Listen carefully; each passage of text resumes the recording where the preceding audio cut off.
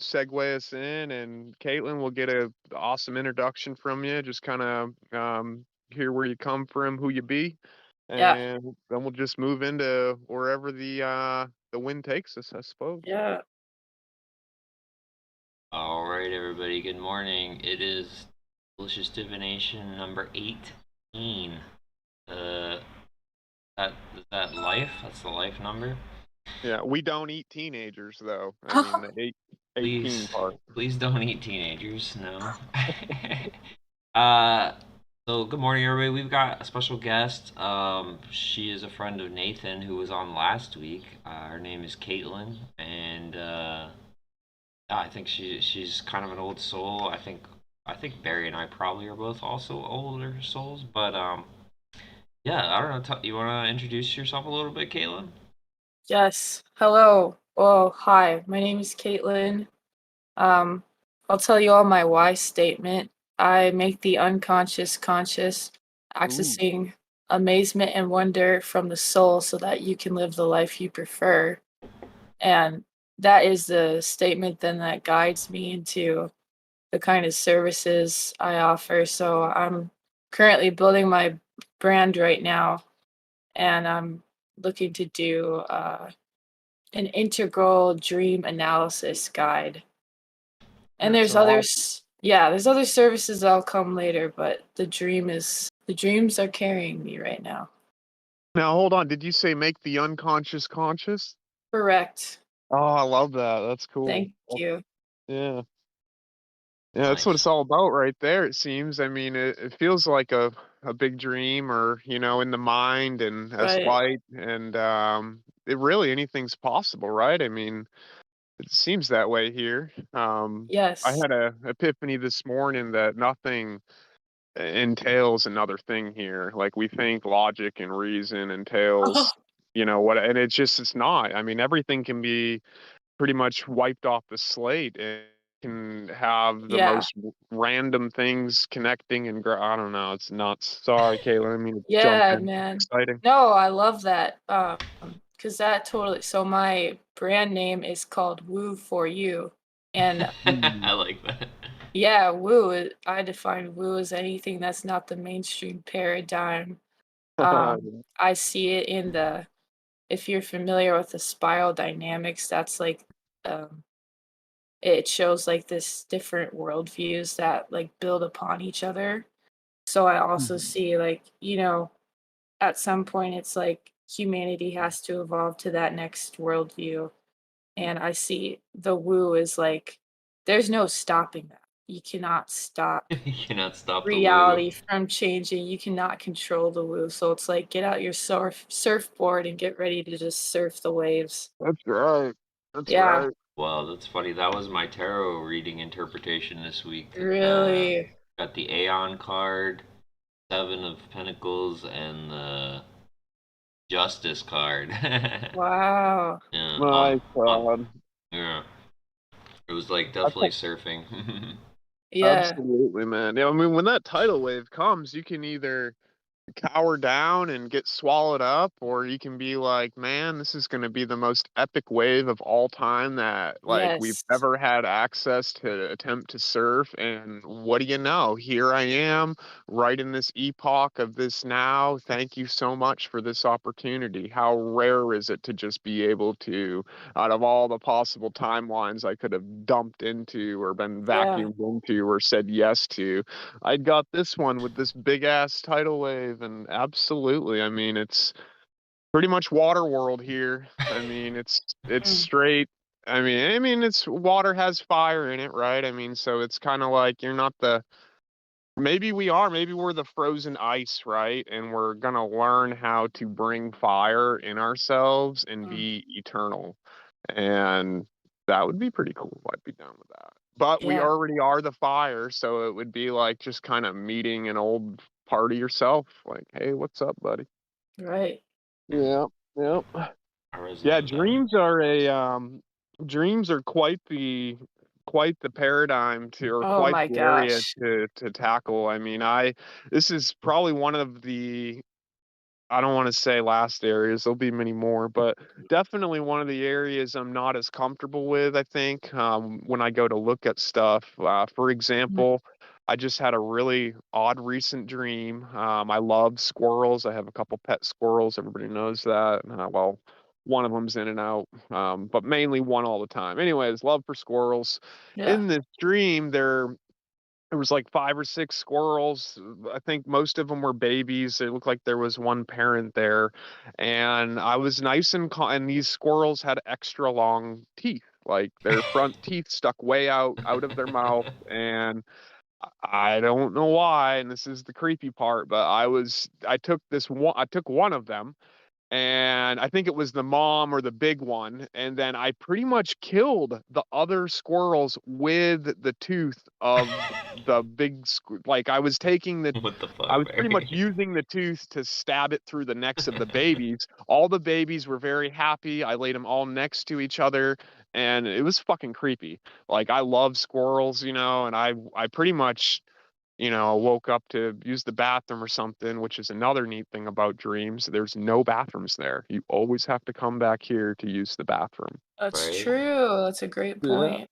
Yeah, I mean, sometimes you can like think you're going to the bathroom, of course. I did that as a kid, but I mean, I Ah, hate those mainly dreams. like what wakes you up? It's either the fear or the bathroom. So I mean, those yeah, are two big things tied to this realm. Either you were falling down the stairs or you fell out of an airplane and right before you hit the ground you woke up. Or you've got to go to the bathroom. I mean, I don't right. it's pretty crazy. Like really sounds at night, like you can make when somebody's in a truly deep sleep, you can make quite a bit of noise and they're not going to come to. Oh yeah. Some people are different than others, of course, but for the main part, you put anybody in like a deep. Now, REM, they say the REM sleep is not the deepest sleep, but I think consciously it could be the deepest sleep because that's the spot where you're really lost in it, not lost, you're Mm, probably found, but you're really having that vividness right there. So I'd imagine anything from this world would have a hard time waking you up, during those vivid moments where it feels like you're already alive in another realm, so you can't right. be woken up. I don't know. This is a trip. That's awesome field, Caitlin, to work in. Yeah. I mean, I started. I when you were talking about the squirrels, and I was trying to look through. I have a copy of Animals Speak by Ted Andrews. So trying to see what it says about squirrels. But yeah, We'll let's see. I'll get back to you on that. Okay. But Yeah, yeah, yeah. I started paying attention to my dreams because I it was out of a place of fear. I was having really vivid nightmares to the point where I had a hard time discerning between waking life Wow. and sleeping. Did they attack you So during the day too? Like the yeah, situ yeah? yeah. So I was I mean, it's stuff Amy experienced had. experienced an awakening last. It started last May, Okay. but at the same time, I was on some pharmaceutical pills Mhm. for insomnia. So that's hilarious to me. Yeah. But Which those are rough on the psyche, I've oh heard, like god, yeah. Which is probably what was contributing to these really messed up dreams. yeah. Um, and it was definitely a roller coaster of an awakening. I started studying more esoteric texts, um, but didn't have like the emotional grounding I would have preferred to have. I was living alone. And Mhm. so when I started, experiencing more spiritual phenomena like hearing voices, at first, like the first couple days was like, wow, this is really cool. And then of course mind Right? starts to get in the way. It's like, you're probably going mentally insane. And so I'm Mhm. like, You start okay, to second guess yourself a little, yeah. yes, yeah. So I'm like, I'll just do what I think I will do and go check myself into the psych ward. And Ugh. Yeah. so it's like it's just another layer of this awakening, then waking up to like, these pills that I thought were helping me for so many years are actually causing a lot of damage. Mhm. Um, so I mean, in a way, I'm thankful that I was in the ward for 5 days got a lot of like great joke material from that. Yeah. It's It's a good experience too. yeah, I've got a couple different friends that have gone through that, and it's definitely, I think it puts you in yourself where you learn that what you've been given, what you have mm, access to is something special, you know? yeah, and not to discard that part of me and write it off as like some kind of illness. Like Right. they're trying to diagnose me with psychosis, but it started like the awakening really started like when they're just trying to like the doctors were like, I'm trying to figure out what's wrong with you. So I think you have PTSD. I'm gonna give you these 3 SSRIs. And Mhm. so I try them. I'm like, dude, I'm not taking those anymore because I'm had to like hold the wall the next day just to stand up straight. Mhm. Um, so Fuck. just like totally messing with my body. Right, And right. it was this this is pretty funny to me, but there was I guess the highlight of my schedule in the psych ward was like, okay, I'd eat the dinner and then I'd go to my room and I would astral project. And Wow. while my other roommate was like just farting next in the bed Oh next my to me. god. And I'm like, what is like this is insane. And What I kind was of like, realm am I in right now? yeah, Yeah. but I swear, like all the patients there were going through something similar. Like some of the Uh-huh. patients, the things they would say to me when they came up to me, I was like, you are talking to probably the same entities I perceive to be talking to. I Mhm. mean, but like none of us are want to actually say it because then the doctors will be like, well, let's give you some more pills. Right. Which Okay. is funny. Do you see all of them in there? I mean, because it seems like that's one of really the big enemy is that Yeah. foreign medicine, like it keeps us in this state that we don't want to be in. And it's like a fear. Like I have a huge fear now of pretty much the whole pharmaceutical world, Mm, any kind of Western medicine. I've mhm. put education into that category, obviously, too. And pretty much everything of the Western mindset of consumerism has just feels like poison.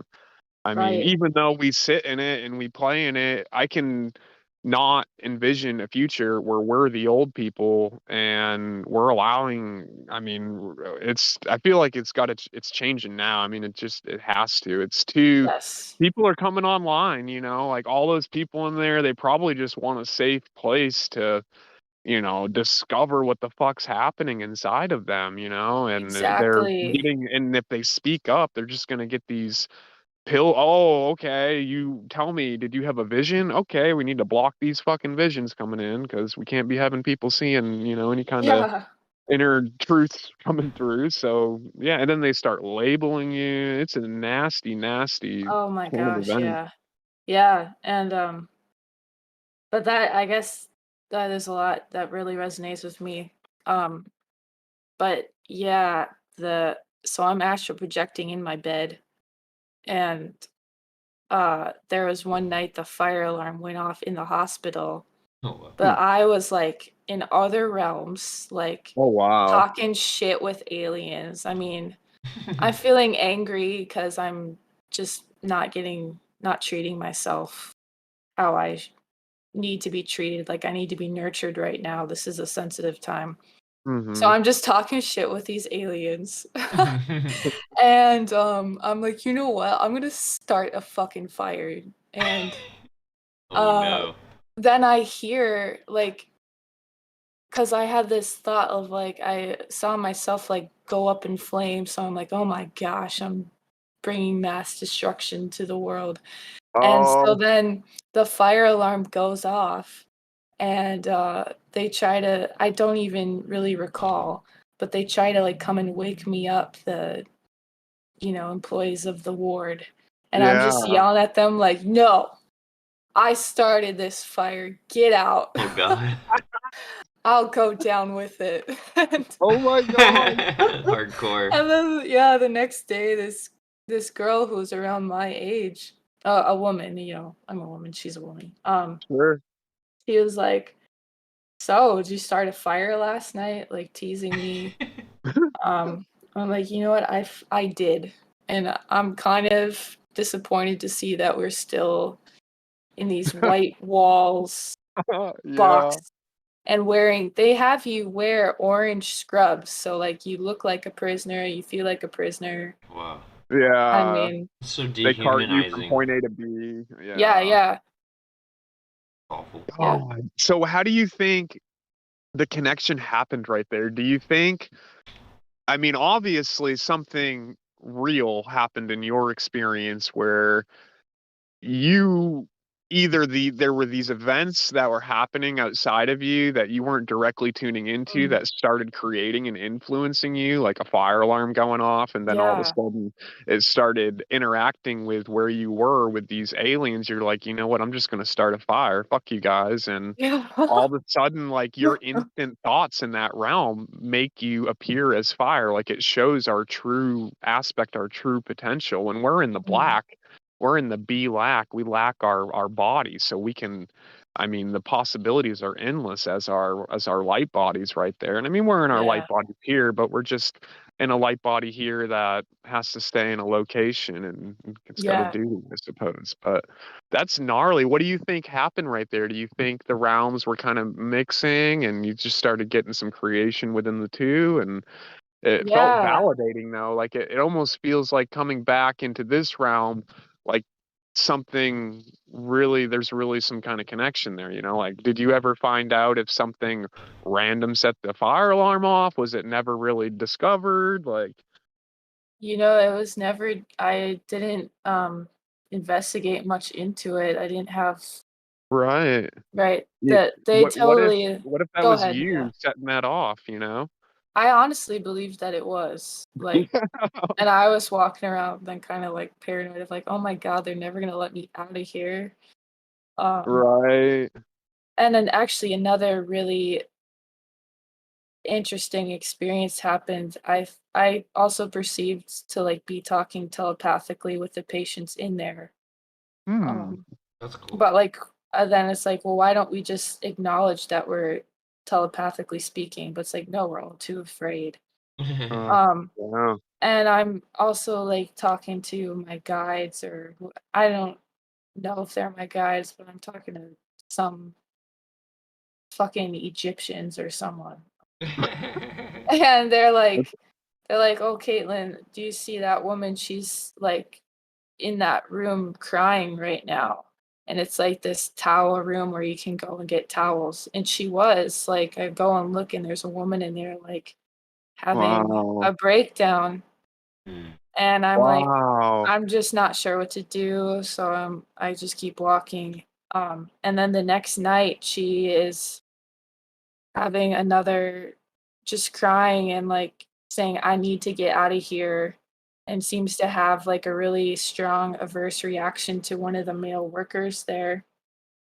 And so Hmm. I don't know on like what level of what Right. is truthful and um but like I then start getting information of like, oh, I think he hurt her in some way. Um Well, and you gotta she be does Oh careful not then. want to no. be around her. So I like went into that room and just talked with her. I sat with her and she seemed real, like her eyes were huge at first, like, what the hell is going on?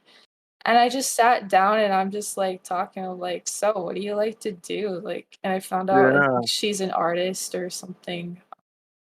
Nice. And then that guy came in and he like looks at me and I just stared at him like eyes were just glaring at him. Right through him. And Yeah. he's like, you need to go back to your room. I'm like, oh, okay.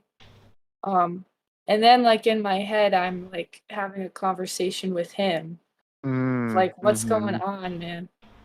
Um, That's and who awesome. knows, like maybe there was I was picking up on like if those two had past life karma, but that was before Yeah. well, I didn't know about the potential past life influence either. So all the information I received, like I took it very literal. Mm-hmm. I can see that. So take us from there. You pretty much, how do they end up letting you out right there? Do you give them like a normal day there and pretty much fake it to get out of there, or what? How do you slip through the Yeah, cracks? so this is hilarious because this is my third time in the psych ward, actually. Okay, I had awesome. once done some time when I was 17, Okay. and then this Where is it whole like, located, by the way? Where are you out of? oh yeah, I'm in Minnesota, Okay. so it's in like the St. Paul, Minneapolis area. That's the Okay. Okay. metropolitan area. Mm-hmm. I go to one in St. Paul actually for a day, and I'm able to talk my way out of it. Okay. Um, and so then I actually move out of the cities back home about an hour away with my parents. Because that's also like the riots for George Floyd, like, Yeah, that place was getting attacked hard. oh yeah, Like, yeah. And no like judgment or anger against my roommates, but they did leave quite a bit. So I was just alone in this time yeah, while like yeah. waking up. So it's just so sensitive. And I'm like, I'm gonna move out of this chaos. Mm-hmm. So then I'm thinking like, oh, it's gotta be over, right? But no, I'm still going on mystical journeys. Like I'm walking around the forest that's near our house, and I think that I'm dating someone on the planet Mars. So I'm like, are you gonna come see Wow. me or what? Wow. I'm like, when are you gonna come hang out with me already? Right, right. I'm Like, getting hey, I'm right impatient. here. I'm in We're the Yeah, woods. trying. We're Look, trying. nobody can yeah, see you. We just gotta yeah. turn that power that back on. I'm pretty sure that's probably what the pyramids were for. Is Oh so you could yeah, just like teleportation obviously was a thing. So yeah. Great observation. you just Yeah, go to the Mars crater wherever that is. It's obviously not very far. right. So there's like 2 days where I'm walking around the forest, and then I perceive to be talking to like Greek gods and goddesses. Cool. So Um, they tell me like you have to go through this cleansing process. So like now I'm walking around the forest naked, mm, walking in around in a river. And actually the river was one that I'd grown up around this area. So like when I was 17, depression, I had stood in that river and was considering like, do I want to walk deeper in? And then yeah, I'll come back to that actually because that comes back later. But I was like, you know what? I feel like maybe I've done this before, so I'll just take a different route and like deal Nice. with it and tell my mom. right. So like I'm back in this river and they're like, face your fears, Caitlin. And I'm just like, all Right. right, I've had enough. I'm gonna get out of this river now. And then a raccoon comes walking by. And this is like at like 2 or 3 a.m. in the morning in a Yeah. summer night. And so I'm like, I'm just gonna follow this raccoon. Oh my God. And then I don't know, it's sunrise happens and they're like, okay, now grab your phone and play this song. And there's this song I really like now dance to it. I was like, all right. Oh my So I'm God. just like dancing naked in the forest to one of my favorite songs. As the Um, sun rises with the raccoons. Yeah. yeah, yeah. Nice. Sounds And I very think, liberating. yeah, it was. And I did it for about another day. Like, yeah, 2 days. And then You danced they're for like, 2 days? oh, sorry, context. I Oh, didn't dance for 2 days straight, but then I ended up like going back out again for a similar. Yeah. Like I'm just trying to find my boyfriend from Mars. Right, Okay. right. Because he's like gonna take me there, and I'm like, yeah, let's. Let's do it. Yeah. Okay. So, um, then they're like, well, actually, I'm in the psych ward right now, so you have to go up to the cities. And I tell my mom, like, hey, I was doing a freelance writing at the time. So I was like, Mom, I need a ride to the cities because I have a client I'm meeting with. And she's like, huh, okay. So Nice. I get all dressed up and I walk into the psych ward, a different one. And I'm like, is there a blah, blah, blah here? And like they literally go and check and they're like, no, there's no one here by that name. I'm like, oh. And I just am walking around the cities and he's like, that house right there that you looked at a couple times, I'm in that house. Mm. Come knock on the door. So Oh I my God. do, and I'm just sitting on someone's porch there's money in an envelope, and he says, you can take that. So I take some and I go buy myself a salad somewhere, and I come back and there's people come out. They're like, hey, we called the cops. And I'm like, you know what? I'm really sorry. And I just I walk along, and I think it goes on for about 4 more hours. And I just saw a nice looking woman at a gas station. Like, she just gave off a friendly aura, and I was like, do you have a phone I could use? And she's like, do you need a ride? I'm like, you know what? Take me to the psych ward, please. Um, so then I'm walking into the psych ward now, barefoot, uh, just dirty, and they're like, do you have any identification? I'm like, I am Caitlin Juveland. Um, and so it was probably not the great introduction. They're all concerned, the doctors, and I'm like, oh my gosh. Um, but honestly, quite the adventure. Absolutely crazy. Do you Oh ever my So, gosh, watch the yeah. show? You watch the show Legion at all? no. Oh, I would What's check that that about? out sometime. I think you'd like it. Okay, yeah, I'll write it down. Legion. That's crazy, Caitlin. That's a lot. So I mean, you've still got now.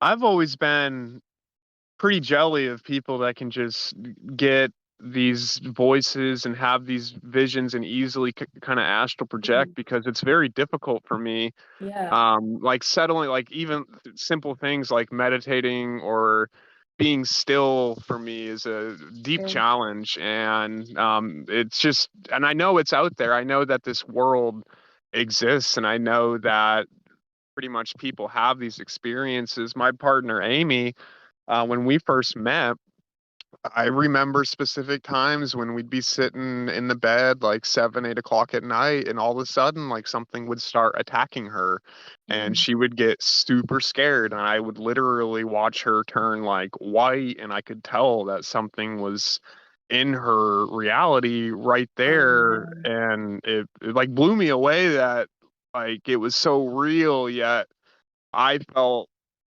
so protected, and I just obviously felt like I needed to protect her.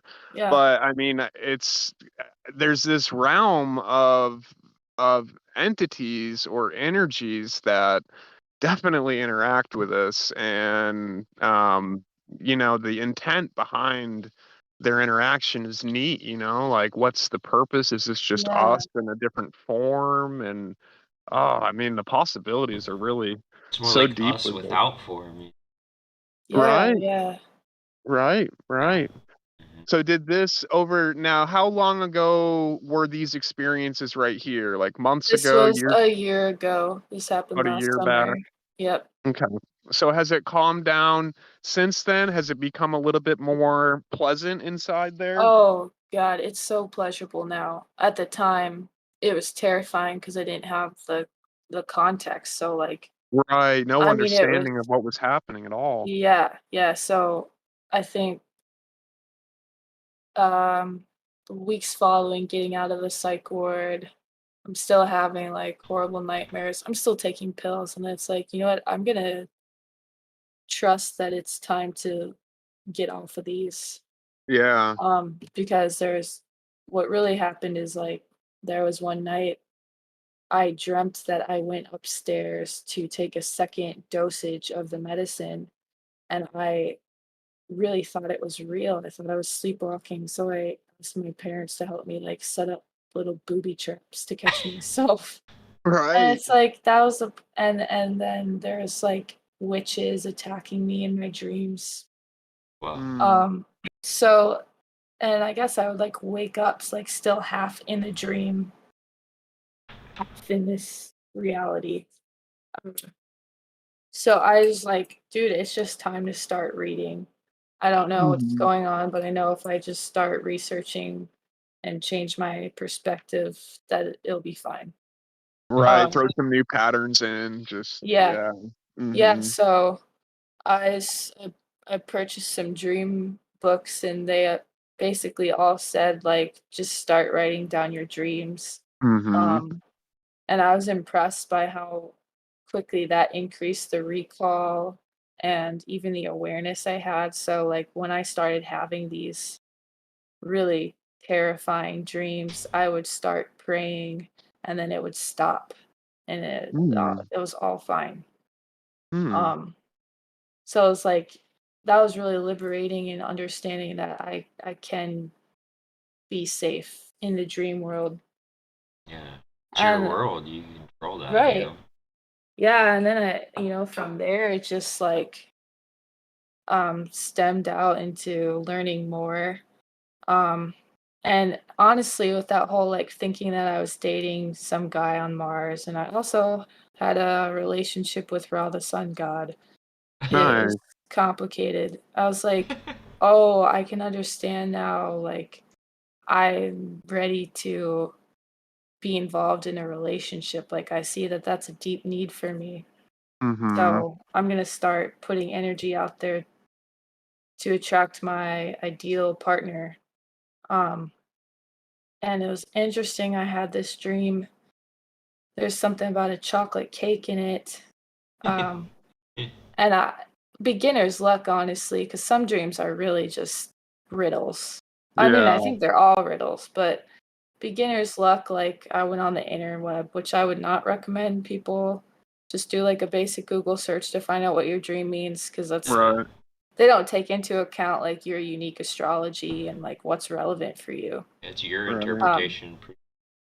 Yeah, yeah, but like I said, beginner's luck is like I saw what I need to see, and it said your desire for a partnership will be coming true soon.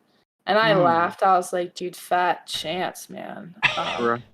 But like, hey, I'm open. We'll see what happens. And then I think actually a couple weeks later, I'm now in my Venus cycle for destiny cards, which I can talk about that too. But uh That's your that's love, compassion, partnership, yeah, Libra. yeah. And all of a Mm-hmm. sudden I'm like, dude, I don't know what it is, but I feel like signing up on this dating site, Plenty of Fish. I Oh, want to yeah. just I don't know, like I feel like a new person, so I just want to like assert myself to people or be like, "Hey, Right. what's up?" Right. And it was great. Like there's like I think I was on it for 2 days just like telling men what's what, giving Right. them feedback. There you And go. then the 3rd day I'm like, "All right, I feel satisfied. It's time to delete this." Yeah. Yeah, and then that's when I had received a message from Nathan. And he was actually like taught he asked me an interesting question. So I was like, oh man, this conversation, I gotta stay on now. Mm. Oh, And yeah. yeah, and then I think from there we just emailed a lot because I had left my phone in the forest. I didn't want it. It was awesome not having a phone That's for a while. awesome. Yeah, Yeah. yeah, Kind of, yeah. Go ahead. yeah. Um, and that was a blessing because then I had the desire to learn all this context and he had it. Like his design is he's the gate of the Sphinx or cross the Mm-hmm. Sphinx. And Mm-hmm. so like you can see that in the servers when he's posting everyone's designs. Like Mm-hmm. He's so gotta be the biggest helper and networker that I've ever met. Like, yeah. huge heart. He's got like the jack of all trades in there. I mean, he can Yeah. bring everybody together and he's always thinking about everybody and he remembers who people are like through their energy too. It's pretty incredible. You know, it's Evolved Care Solutions, I think .com. Mm-hmm. So Yep. check them out. Evolved Care Solutions and that why statement I told you guys at the beginning was actually then a service he offers. It's called the Why of My Design. Um, Okay. and that was like I was like, yeah, I want to try that. And so it looked at my human design, my destiny cards, my astrology, my gene key profile. I shared some stories like childhood highs, childhood lows, and then you do that for your adult life and your work life. And so it's like when you then put all this to get um, together, it shows you um, it kind of writes itself. Yeah. So the why statement and Yeah. It gives you like a bunch of puzzle pieces, I feel like too, you know? yeah, Like, yeah. oh, okay. And I'm aware, like, oh my gosh, I had the thought just now, like, oh no, I'm saying this out loud, like I'm saying his service. But honestly, I'm confident no one could do it like he does. I mean, That's quite the blending. I mean, yeah. absolutely, you know. And it's I mean, Nathan, he's probably holds the position too where you know, stealing in a higher realm is almost considered a compliment. You know, if you were to come up with Mm-hmm. something in a certain system, and you know, it's not very obviously there's things to talk about with somebody not really asking or just using it and whatnot, Yeah, yeah. but if it was ever to be found out by the original creator, which I really think of this whole entire system as too, a little bit like there was the original creation, something tried to take it over and do its own creation Mhm. with it. And I think it's realized through time that it can't go against the original, you know, Yeah, backbone of the system. And even after all of its attempts and all of its destruction and all of its rearranging, it's still its original beauty. You know, it's pretty neat thing. Stealing, and it's a neat concept to me. Like I don't know, right. you know, I look at it as a very like Lucifer to the Christ, you know, or the devil to the God. You know, it's almost like a the God just sits there with a loving heart watching this thing Mm. expend all of Mhm. its energy trying to pretty much create something new under the sun, and it's just you know sitting there smiling. Really, I mean, it's all it can do, you know. And when it's done, you know, when this Lucifer, when these luminaries, you know, when this gets all done, it's still going to be sitting there like, all right, yeah, we bow down, we submit, you know, Yeah. we are you, you are us. And you know, it's there, we couldn't separate, we couldn't pretend that we were something else. You know, we there's not only one path, and that is the path of self-discovery. Once you go down the path of forgetfulness, I mean, it's just going to unfold into itself someday again. And I Mhm. mean, a lot of we it's just enjoy the journey, right? I mean, a lot of people are Right. taking it really slow.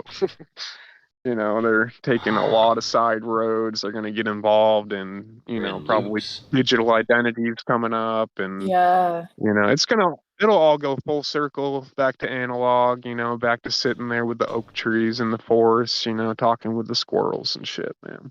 Yeah, well, hey, today is the new moon in Leo, and there's also the The Lion's lion, Gate yeah, we got the portal lion gate opening. today. So I'm gonna Hmm. try some. I'm like, this seems like an ideal time to try some quantum jumping meditations. Heck Yeah. yeah, that's a good call. Yeah, That's it. yeah, Yeah, so we got the 8-8 today, and I guess we're in, let's see, 2021. That'd be a 5. So an 8-8 and a 5 is a 21, and Lord knows 2021, and that's the year we're in. And yeah, 2020 might have beat us up, but it's all right. You know, we're gonna use that energy to grow from. And the Lions Gate in general too. We've got pretty much Leo, tropical sun in Leo, in the heart of Leo, a little bit past midway. And we've got Sirius aligning with, I guess, Orion's belt right there. So Orion's belt is supposed to signify kind of this original area of, I don't know, you guess you could say the light kind of coning out from the all, which birthed our system that has Polaris as its center. And so Orion is supposed to be the part of the galactic wave, that kind of everything came from a certain point right there. So it's supposed to be a conjunction or an eclipse of a new, it's like a new moon within a new annual. This happens every year for about 12 days. And it just means new manifestations, you know, uh, new paradigms, you know, just kind of we've sealed the chapter on everything we've been working on over the last 12 months. It's time to take that. It's time to germinate the new upcoming. Pretty much when you jump from the 12 right there, you don't jump back to the 1, you go to the 13, which is in the center of the 12. So you've got that particle and the sine wave transition right there. So it's a positive expression right now. It aligns well with Leo. It represents the spinal energy, which is the black sun, which is that which sends light out in every direction. And then it causes all the things that are actually out there reflect. So the gas, the ice, the metal, all of that causes it to shine back, and we call all those stars or planets. But really, those are the air, the positive forces in the air, and these are really the impurities if you think about it, because the pure, the crystal clear, the transparent, it's just not visible. So the things that are in this visible reality right here are all just going to be the beautiful impurities, really. But yeah, we're on that earth and water, the negative side of it, and that's why I kind of always laugh. We look out and we say, "Oh, we're gonna find different places to live out here and here." I mean, not with this type of body or not, if this type of body is like a black hole, a negative body. So you can't actually look out there and see the things that are absorbing the light, like the black holes. I mean, those are the realms that these kind of bodies play in. I mean, you need a pole, and really a Yeah. negative is just a pole laying on its side. It's where you play, which is the PIP, and then it lays. So, I mean, um, yeah, we got this. I mean, Oh yeah.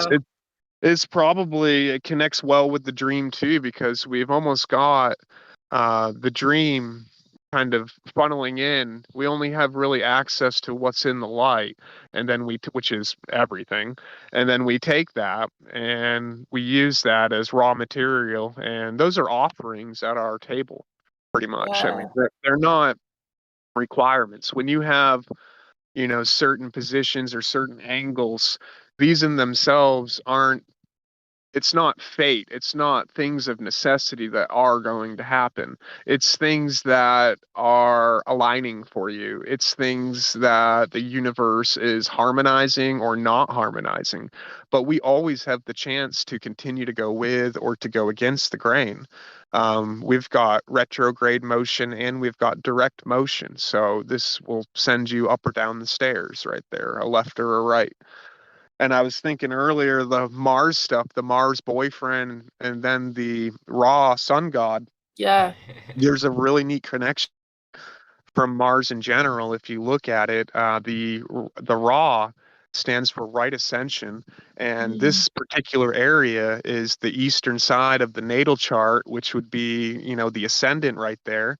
And it's right spin, which is neat because Mars would be right of our system, and Christ has all the cast your net to the right and all this stuff. And then we've got Mars rules 0 degrees Aries and is in its most dominant day rulership position right there. So Mars is the ruler of the ascendant. So Ra, the sun god who brings the rising of the new day, and Mars does this by being the shade.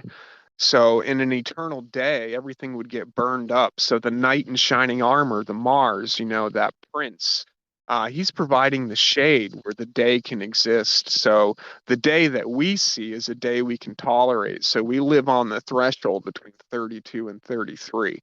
That's where we are. We're where the water starts moving. That's why the Christ as the 33 is the ice marrying the fire to make the water.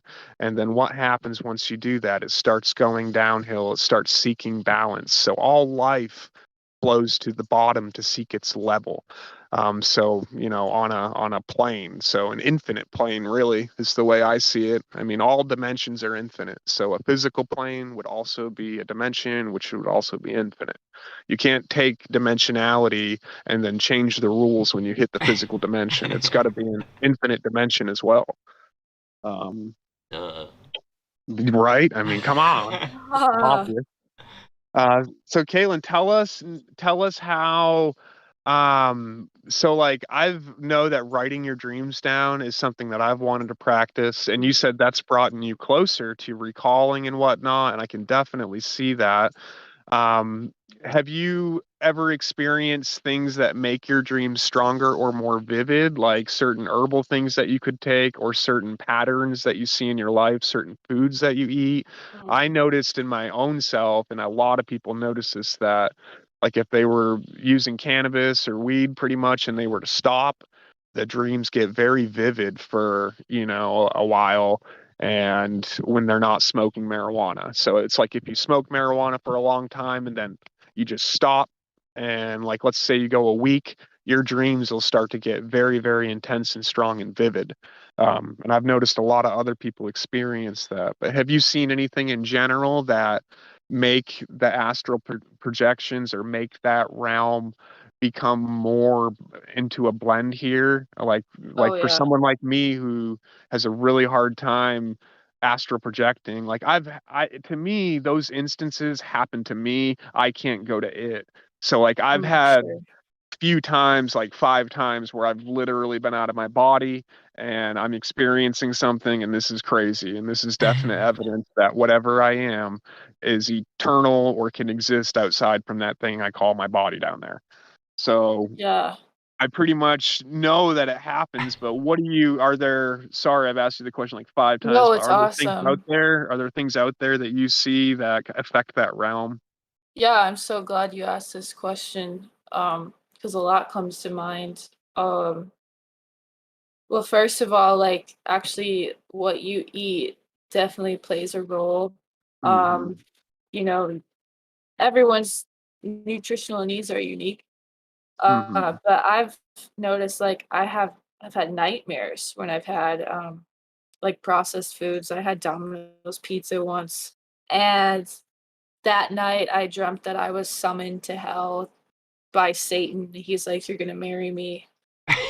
Um, and that actually then goes in with what I've been studying with the dream rave, Hmm. which is like the sleeping aspect of the human design chart.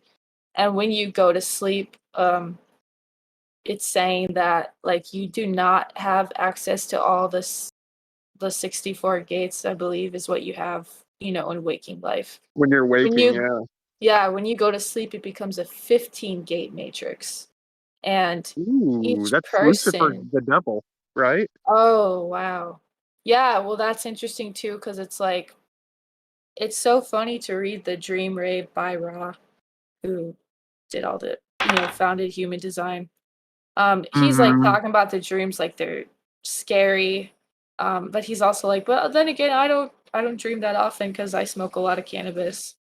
Um, That's funny. but yeah, dude, it's such an interesting perspective to get from him though when he's like saying like, the creators or whoever were like, we don't what do we do with these people? I don't know, man. Let's knock them out for like 10 hours, just make them unconscious and give them some Mm-hmm. programming. So I see Mm-hmm. dreams are more ruled by the moon. Ooh, Um, yeah. yeah, yeah. So, and I've seen the moon like show up to me a couple times in my dreams. That it's yeah, dream symbol. That makes sense. And then the moon is really ruling over this realm and its life creating principle, which would be a Yes. direct connection to the dream world, the astral world. Yeah, absolutely. And so honestly, like eating food that is not part of your, that's not nutritious for you. If you have like disturbing dreams, nightmares, consider what you're eating because then when you go to sleep, if you have a certain activation, ask questions too if this gets like too nerdy. Yeah, But no, I'm all ears here. there's there's in the dream rave, like so there's three different realms called their activations. So they call it the demon realm. I would rather call it the health realm because it Hmm. really is just personal. It's such a reflection on your health. And Which can that's either be a demon or an angel, right? exactly like those demon dreams can either be terrifying and you wake up like thinking that the devil is after you, or you wake up and you're like, that was such a peaceful dream. Um, Mm. So like, and it's, it's about like what the state of your mind too.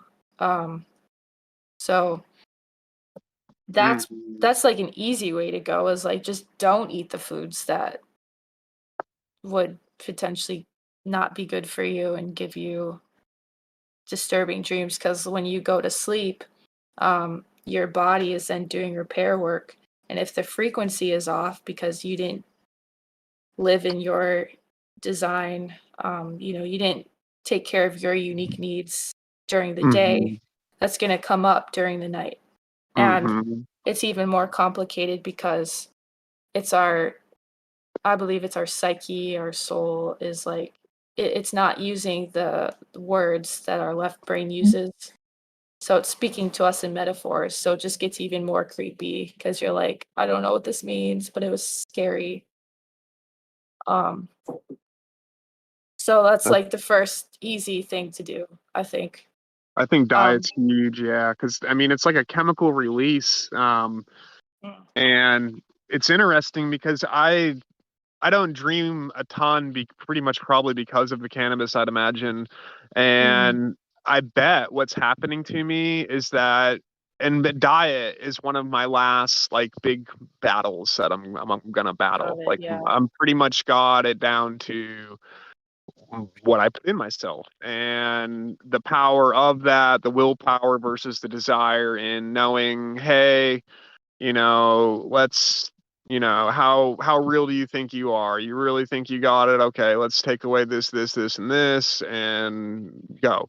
Let's start putting the things in you that you need. So I think what's been Mhm. happening potentially to me and others that, pretty much have it down to food and chemical input is, you're still, even though you might not think you're dreaming or you might not take home anything because of certain patterns in your life, those foods that you're still putting in you are still sending you to potentially unpleasant situations. And it just like just the other day with my squirrel dream, like it just so Yeah. happened I brought back a piece of whatever I was doing that night. And um really I could have a flood of that everywhere from poor choices and just thinking that because I'm a big believer that nothing can hurt me, so I can pretty much it can get me a little cocky putting shit in my body.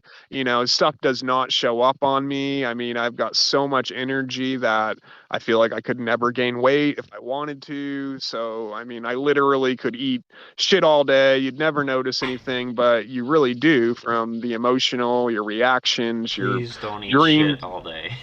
Right, your unconscious Yeah. body is unfolding into constant chemical relapse and stuff, and it's just mad, you're unfolding chemicals in you that are probably not supposed to be unfolded in you, Yeah. and it's causing these realms. And now what I think it's going to do is we're going to have to tame the darkness. We're pretty much going to have to, and it starts with your choices really, like here. um I mean, it all floods out from what you choose. Like your diet is just so huge, it really, really is. A lot of people I've noticed are getting really serious on what they put in themselves, and it's good. Like I watch my partner, she really eats a lot of cold stuff, a lot of salads, a lot of nutritional stuff, throws stuff into blenders and drinks it, and it's just more vitalizing. It's more alive. You can see it with their calmness and their approach to everything that comes at them, versus days where they don't do that, and then you can see the chemicals kind of go crazy. And it's, man, Yeah. we're in a quite the scenario. Yes. So I was telling Todd before the call, I've been doing a 5-day liver detox. I'm on day 5.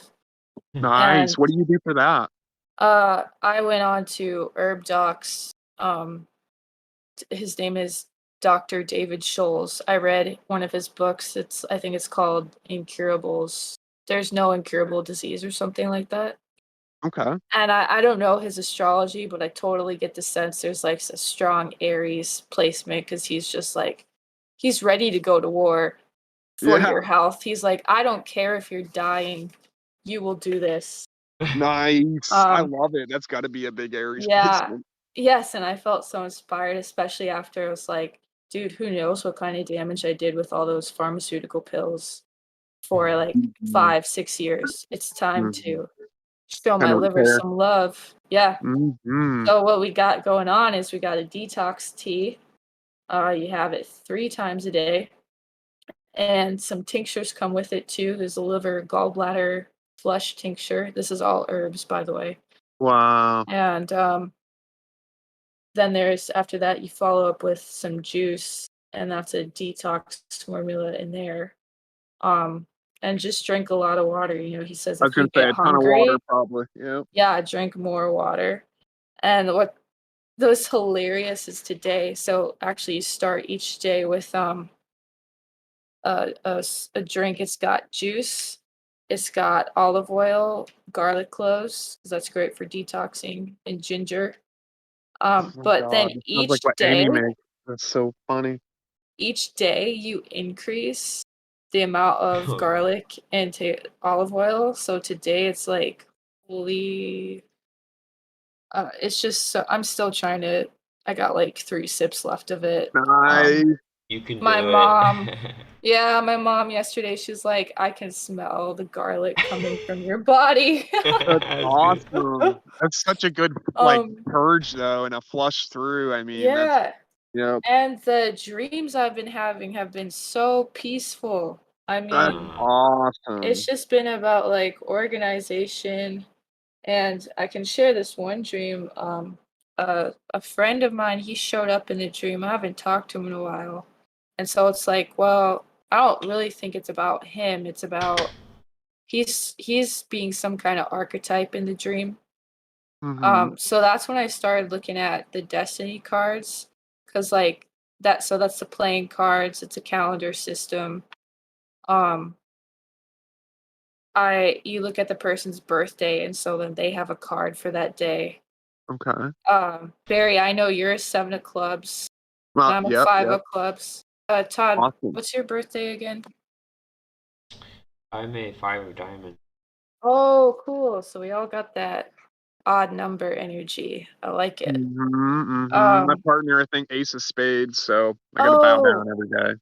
Yeah. dude, that ties into this dream because this friend who showed up in the dream was an ace of spades. Oh my god, And really? Are they yeah, 211 or around February or yeah, I don't yeah. know. I don't know how that works, but Right. I don't understand the math yet. I know it like will show up a couple of times, I that's think. nuts. So they're an Ace of Spades? Yeah, they show up in my dreams, so I'm like, "Well, what kind of message is this?" Um, and I look up the Ace of Spades, and then I'm combing through this book on the destiny cards, and so each like our lives are governed by different planets. There's 13-year cycles. Okay. So age 13 to 25, I've been under a Venus 13-year cycle, and I Mhm. just turned 25, so I'm wrapping up that energy. But You the go into card, your sun next, right? Is it your sun right after um, that? it'll be Mars actually. Mars. Okay, okay. Yeah, but this is like I think is going with Vedic astrology. Um, Okay.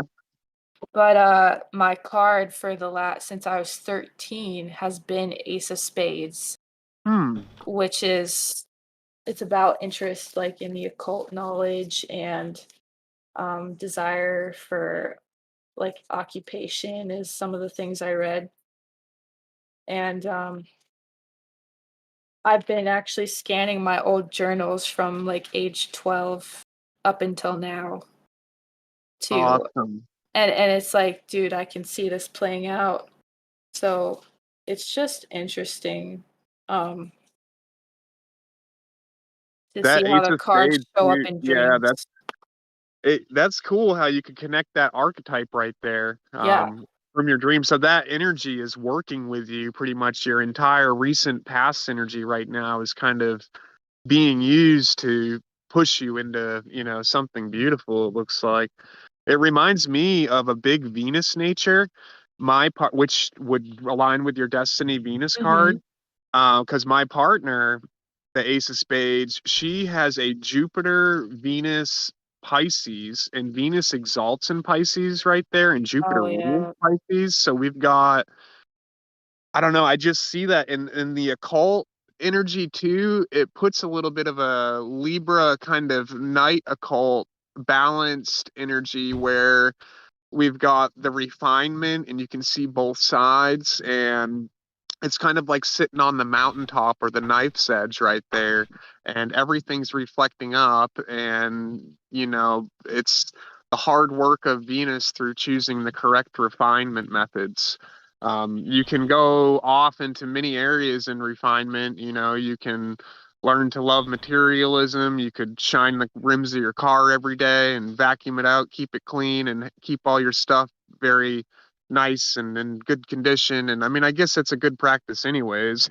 But I'm just saying, like, where you put that energy of Venus, that strong love, that refinement, it's cherished here. I mean, love is eternal. It's Yeah. really the only thing in the entire cosmic scope that is forever. And that's pretty cool. I mean, that's obviously, if we are eternal, that's what we are. That's our core essence. And it's really interesting that the pentagonal nature of Venus. We're in like a penthouse, and as light, if you look at the pretty much, it marries with the 150-degree angle um, very well. Venus itself rules the sextile, which is the 60-degree angle. And I mean, that's going to just always constantly bring things together, the plus and the minus, because each 30-degree sign is either, when they're back to back like that, it's negative, positive, negative, positive. So it's always bringing together something into creation to be visible. And when Venus selects the refined nature, it brings beautiful things into existence. And that's what we do it for. We do things to do it to its best, to do it to its most beautiful. I mean, and we celebrate everything, right? There wouldn't be a most beautiful, and there not necessarily is a most beautiful, but beauty in itself, it might be in the eye of the beholder, but you yourself have a threshold of what you maintain as beauty and what you maintain as beauty's opposite. So it's like this constant realm of Venus where we keep that which we hold dear, that which we've worked for, that which we've refined. So you being in that cycle right now, I like I said, that Ace of Spades I think connects to that area well too. And what does an ace do? It adds one, Okay, I have right? I've got the page on it I can read. Go ahead. Yeah, yeah, Okay, yeah. yeah. Ace of Spades. The mysterious Ace of Spades is the Pluto card of the entire deck. It has Mm. long symbolized death. In old pictures of moths, you often see an Ace of Spades thrown on the body. Everyone has known for centuries that this is the death card. It has Mm. the sense of the unknown and mystery to it and foreboding. But it is not death like nines. It is a death and rebirth. The Callie. sim- the Yeah. symbol itself. Oh yeah, I love her. The That's my symbol partner too. itself. That's so funny. Awesome. I have a picture of her Kali on my bed. Do you really? I Oh my look up God. at night. I'm like, yeah. Um. I'm sorry. Go ahead. Oh yeah. There's so much to talk about. We got that club's energy going on. I know it. I know. Mental. The symbol itself is that of acorn, the seed that passes through the death of the winter to be reborn in the spring Oh as a my. new plant or tree. It has been called a spade because its shape resembles that of a shovel, which was used to dig graves, another death symbol. But Mm. actually, the acorn is the true symbol it possesses. Oh, that's interesting. You just dreamed about squirrels. And we have pet And squirrels, and she loves yeah, squirrels. yeah. Yep. A And big this connection there. Yeah, and the seed that is an acorn also holds many secrets within it. Will this seed be a tree or a flowering bush? Will it survive or will it perish? As small Hmm. as that acorn is, it may hold within the makings of a mighty oak tree. It is for these reasons that the Ace of Spades also has a strong connections to secrets of many kinds. And the most powerful secrets of all are the secrets of the spirit and the mystic sciences that accompany them. The Ace of Spades has long been the symbol for the order of the Magi, and is why, in most every deck, it is elaborate and larger than the other aces in the deck. Even the Hmm. card manufacturers have no idea why they use the Ace of Spades as their logo card and make it Right? larger like they do. The mystic potency of this card will carry on throughout the ages, as will the symbolism on the other cards in the deck. When the Ace of Spades appears, it can be a time of transformation, which is a good thing if the person is wanting to make a large scale change in their life. Hmm. That's awesome. Yeah. I mean, that really speaks to my partner too as an ace of spades. Like I Mhm. just everything you just said reminds me of that. The shovel too, if you look at that word shove L, I mean shoving electricity pretty much into the cracks everywhere. I mean she Yeah. forces change like literally by just being in a room. But in a good way. Like Yeah. I don't know, like she's got this vision field that pierces, so it sees directly, honestly, everything at a simple glance, and you wouldn't know that, and then it immediately goes into this realm of almost toying with you, and Ah, it's so fun to be a part of because I mean, and Pluto is a transformative being, and that would speak volumes to Pluto right there. She has Pluto Libra, just like I have Pluto Libra. wow. And that would be a Pluto Venus connection right there, like I was pretty much honing in on. But Pluto, as the creator and destroyer too, and Pluto's the beholder of the physical mysteries. And these are the mysteries that are the most mysterious. And what made me fall in love with her is literally her mysteriousness. Like Mm. I feel like I've come to know so much. I'm at a point now where I'm just unknowing at this point. But when I first saw her, I had never seen like a human that I couldn't understand, you know? Ah, It was immediately this deep curiosity just sucked me right in. And she, to me, is the true, like, she keeps the nature of the woman mysterious to me. And I love that. Like, I love being around something I cannot even come close to understanding. Like, it's really powerful. You know, it lets you know that we're all so uniquely different.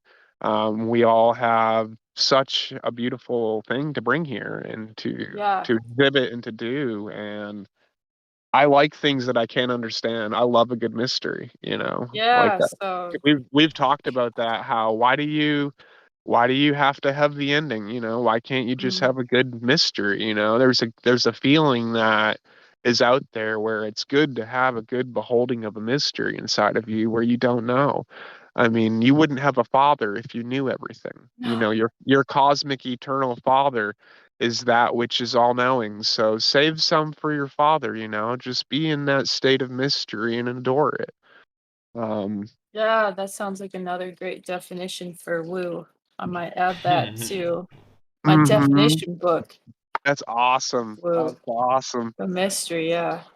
The It unknown. really is like, and it's got mist in it too, like right there in the beginning. So, you know, and it's the woman, you know, and it's such a oh, it's the womb inside.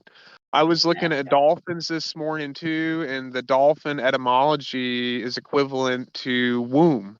And because I guess some of the larger ones, they have enough fat where they can dive deep down to bring their heat deep down to eat and whatnot. And it says they're diapomorphic or something weird word where the sex of the species, the males are always predominantly bigger than the females, which is similar to us as humans. And I just thought it was neat that in order to dive deep down, etymology of the womb, they use fat, which is Jupiter, which is the gas nature. And we're very much in the mind of Jupiter. The males are bigger. I mean, dolphins, it was a huge connection to us as beings cosmically too. And if you think about it super cosmically, males being larger than females, think of it as us inside the male, as the female, as the light. The light is the female, and the male is that beholding the female. So he's providing a home for her, he's supporting her. And she, when she feels comforted enough, she can actually be free at that point. And then that in itself is the true gift of pure cosmic creation, is when she feels comfortable enough to bring through a pure reflection into him. And then that in itself reflects truly of him, and all is well with the world. Yes, that's awesome. You're talking about that. I've been studying more about Hindu goddesses, and just how that masculine and feminine energy really help each other. Um, Absolutely. like Absolutely. there's this book called Awakening Inner Shakti by Sally Kempton, and it's an awesome book because she goes through like the pantheon of goddesses. And Of the Kali's in Hindu? there. Yeah, yeah. Awesome. Kali's in there. She's chapter 5.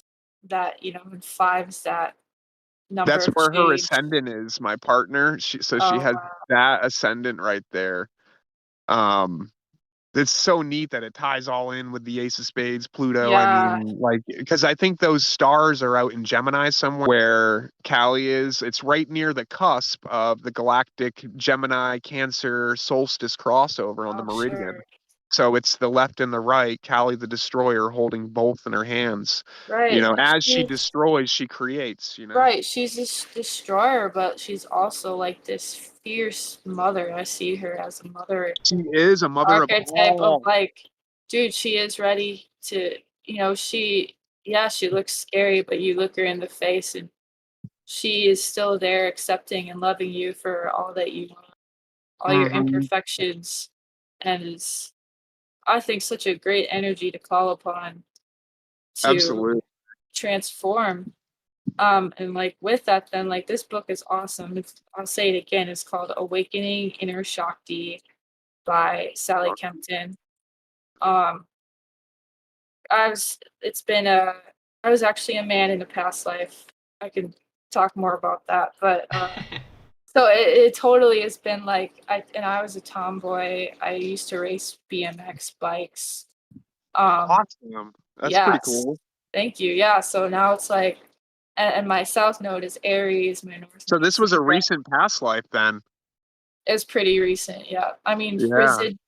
like that's funny too. Oh, now it ties in. So yeah, I just had a past life regression in July, like a couple weeks before my birthday. Because Okay. I'm in my Neptune cycle then, so it's like what a great time to like Oh yeah. see through the Yeah. veil. And so I get to, I'm like, oh my God, I'm a Native American man. My father is the chief of a tribe. I'm expected to take his role afterwards. Okay, Um, so you were the first son. yeah, and I don't want to, Yeah. but I do. And then like we're attacked by white settlers. Really? I take off. Like I take off on a horse. I go live in the mountains, and No, I past life. just live there for the rest of my time. I'm a hermit, and if you look at my human design, my profile is 6'2", role model hermit. That's what I Um, am. yeah, yeah. So like, and I think it just got to be like too much, and I went and drowned myself in a river, like the depression of like Uh, I never went back to go see how my tribe was. Just uh, totally isolated myself.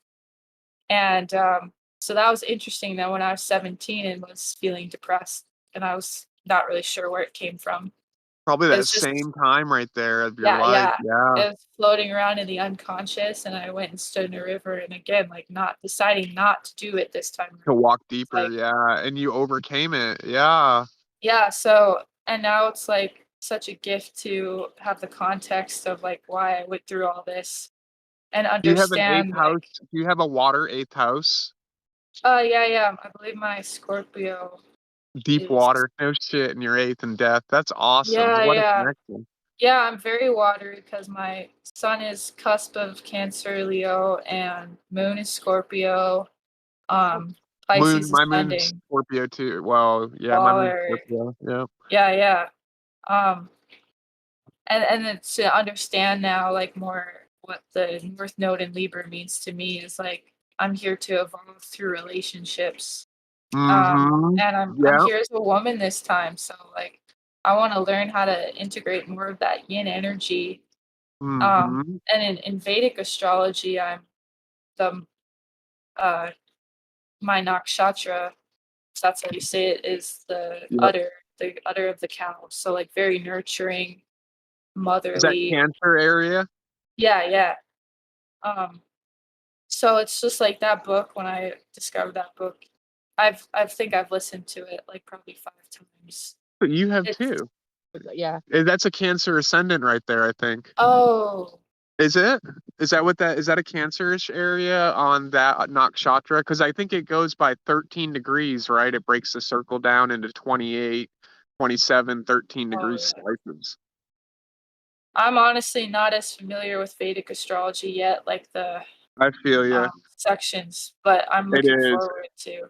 It's big with the moon. So what it does is Mhm. it's going to take the in tropical or in traditional astrology, we're looking at everything really with a lot of the sun energy. And in Vedic, we're gonna cast it in sidereal, which is gonna all your planets and wandering stars tend to stay in the same house spots, but the signs in the background shift about 26 degrees or so. And Oh, and then all of a sudden you break instead of breaking it down in a 12 platform, you throw it into you divide the 360-degree circle by the moon cycle, and I think you end up with 13 point something degrees per nakshatra. mm, So then you lay that, of course, around the wheel and see where all your shit's lying. yeah. And I think so if you have the udder, it's so neat because Amy, she's got the same like the udder relationship Ah, right there. Yeah, we got super club energy going back and forth. yeah. Huh? 5 and the 7. I mean, that makes the 12 too, which Yeah, is will give you the wave all day. yes. That's cool though. Tell us some more, Caitlin, while we got you on human design, on either gene keys or I guess take your pick, dream stuff. My dream stuff was kind of scary when I Nathan had posted mine, and I was kind of it doesn't surprise me, but like all of my aspects were like Lucifer, Satan, darkness, Yeah, and like destruction. And I was like, holy shit. Like whatever yeah. I am on this dream side, I guess I got to balance more or something, or maybe I don't know. I have no idea, but I know Yeah. my day waking state, like I must it maybe it's a balance thing. Like I'm super the opposite over there, which would be really scary imagining the opposite of me. Um, Oh, yeah, that would be having like access to deep intuition and all of this information and making very destructive choices with it. yeah. Um, Hey, yeah, Yeah. Um, hey, one sec, so guys. oh Let go yeah. ahead, me. Todd. I want to pause the stream real quick and reload it because there was an error, and I just want to do this Okay, real go ahead. quick. So give me Okay. 1 sec in case we get shut off on the stream. We'll start that back You're up. good. I'm gonna go grab. He's Yeah, not on. I yeah, think we were. yeah. Hydrate is associated Hydrus. with hydrogen because what comes in water? You got H2O, man. And you're just going to burn off the oxygen, right? And you're going to be left with the hydrogen. And I bet there's like some kind of hydrogen oil in your spine. It's like some super, I don't know, it's like a super like explosive situation that boosts you off into this super state of consciousness that we're all exhibiting from or existing. How am I doing?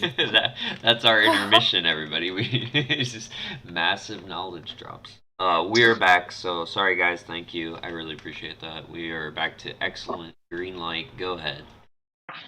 Okay, yeah, so I got your dream rave pulled up, Barry.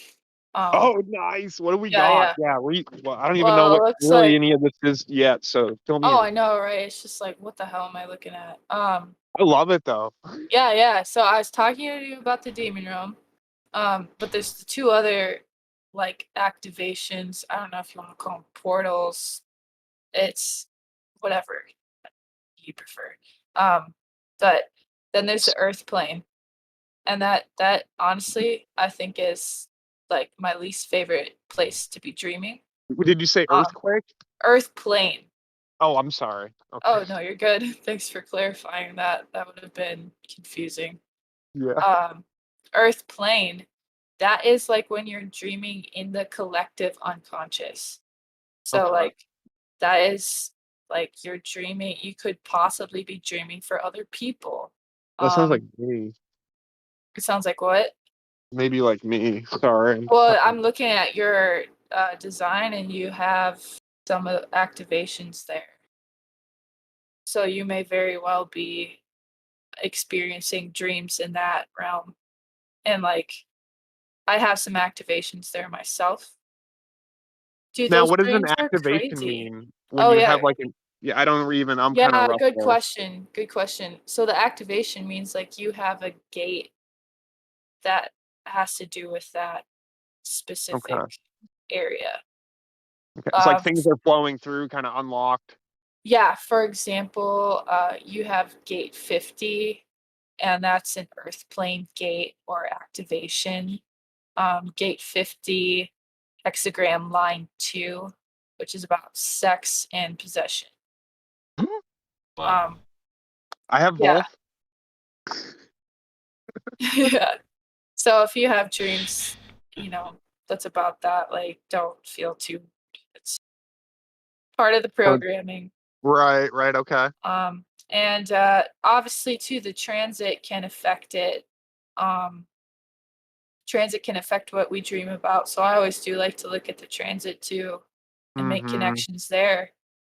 I think the earth plane is probably like I've read a couple of books on shamanic lucid dreaming and like really interesting. They'll get together and do retreats where they dream together and people like Oh, show up in their dreams wow. and Wow.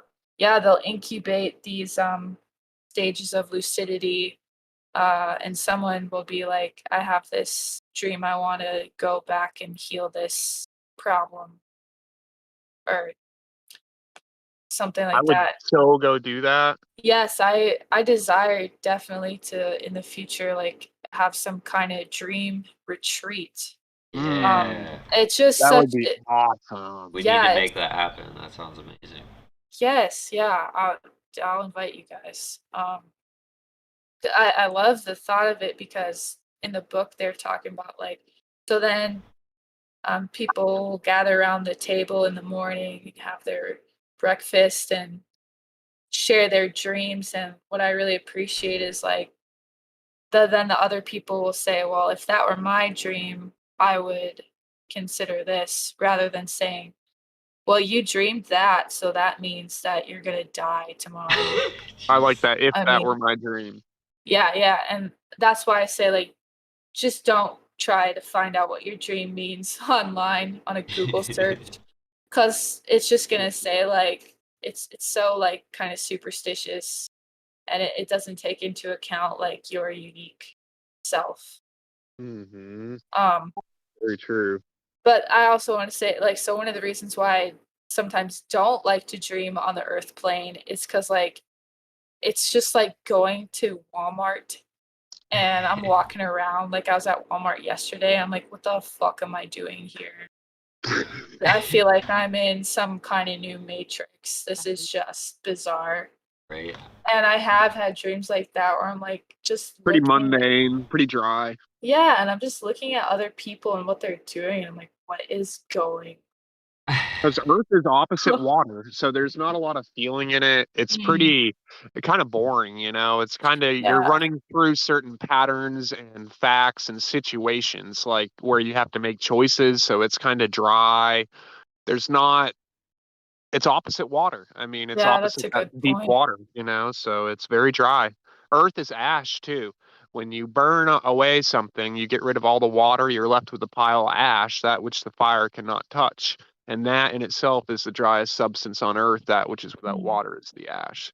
Human ash, I believe, there's a substance out there that we used to pretty much when we die, we'd cremate ourselves and then we'd take the ash. And I think people made sacred objects with them that are still kind of in existence and whatnot. But I think the ash of the human made into certain objects tied with metals can do certain things here. Oh yeah. They also yeah. used to send them up to our family trees, and we'd all take our type of ash that we were and we'd put it under either the oak, the pine, or the what have you. We all had a family tree that grew for millions of years, and the ash would get absorbed by the roots, and then the roots would grow the leaves, and then us as humans, we would be the leaves for a little while, and then in that year, the sun would come and take us away, and the leaf would drop. Mm, And that's how we would return back in the centripetal forces of the air was through the leaf um, of our family tree. But wow. sounds like way more fun than what we do now? Yeah. Sounds a Yeah. lot easier, I'll tell you that much. Yeah, and it's a lot cheaper, right? It's not $10,000 for a funeral, and Hmm. it's tough. I want a party, man. I want a celebration. All Yeah. right, Kayla, let's get back to the dream stuff here. We Oh, got so Earth plane. You got like you'll demon do it, realm. but that's not where you find your wow factor. Tell us more there. Well, I have had uh what do I want to call it? I've had a lucid dream like on the earth plane. I mean, I perceive it to be on the earth plane. It's not like anyone was like, "Yes, Caitlin, you're on the earth plane." But Mm-hmm. again, it's like that puzzle riddle. Mm-hmm. I'm like, that has to be the earth plane. So like I'm in a hotel bathroom and I see the earth plane as like chaos because like Mm-hmm. around us the collective conscious right now, Mm-hmm. it's a chaotic time. Um and uh dang, I think I just was like, whoa, wait a second. Because I started playing around with the environment with the shower head in the hotel room. And it's like not working. Or it did something strange. And I was like, Mm-hmm. oh my gosh, I'm lucid dreaming. Um I'm trying to I'm trying to open my eyes. I'm aware that my eyes are closed and I try to get up and walk around and it's like, whoa, this is so hard. Yeah. Then I woke Right. up from that one, but then there's another time. I believe this is also Earth plane. Yeah, actually it was because I was able to then like on Genetic Matrix, it's this human design software. I went and like made a chart for myself at the exact around the exact time I had woken up from that dream. Uh-huh. And so it's able to tell me like some of the transit influences for the Earth plane was South Node. So like Ooh, okay. past. Passport. Yep. Yeah. So I wake up in my room and something is a little different in the room and I realize I'm totally lucid dreaming. I'm gonna go out and explore my environment now. This is awesome. Um, so I'm about to go out my door, but like I hear my mom just yelling about something. So that's what I mean, like earth, chaos. It's just Mm-hmm. drama. I'm like, no way, Mm-hmm. man. I just cannot deal with this right now. So I just jump out the window because I'm like, it's lucid dream. I'm gonna be fine. And I do, I jump out the window. And then there's like this woman from the 1900s dressed in this 1900s attire in my backyard. And she's like, hey. And I'm like, okay, so what I understand about the earth plane is this is no longer like a personal dream. Because with the demon realm, that's like, you're within yourself. Mm-hmm. The earth plane is like, that's where I think people have these experiences, like these dream experiences where they're talking to other people. Um, if that makes sense. That does, yeah. Yeah, You're so it's like like a shared dream, but it's a self dream, and it's like you've gone somewhere more public. Um, I don't know how to explain it yet. it's like a self in public.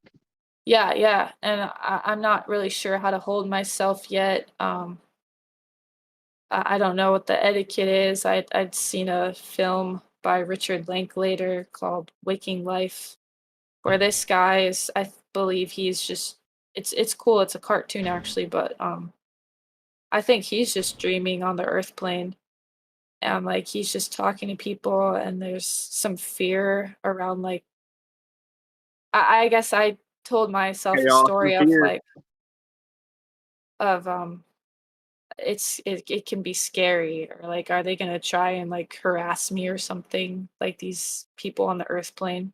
Hmm. So I choose not to interact with this woman in the 1900s dress, but she says hello. I'm like, nope. I run away.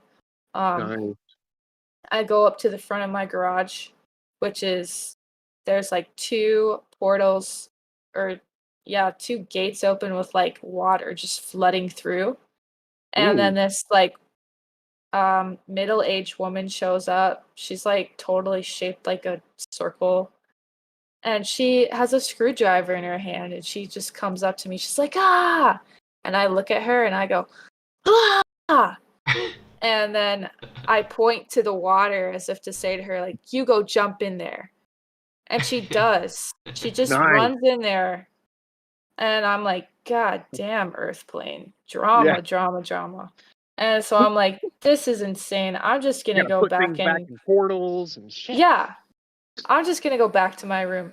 Well, I look up and my garage has been transformed into a hotel lobby from the 1900s. Ooh. And I'm like, I could keep going, but I don't know about if I get lost.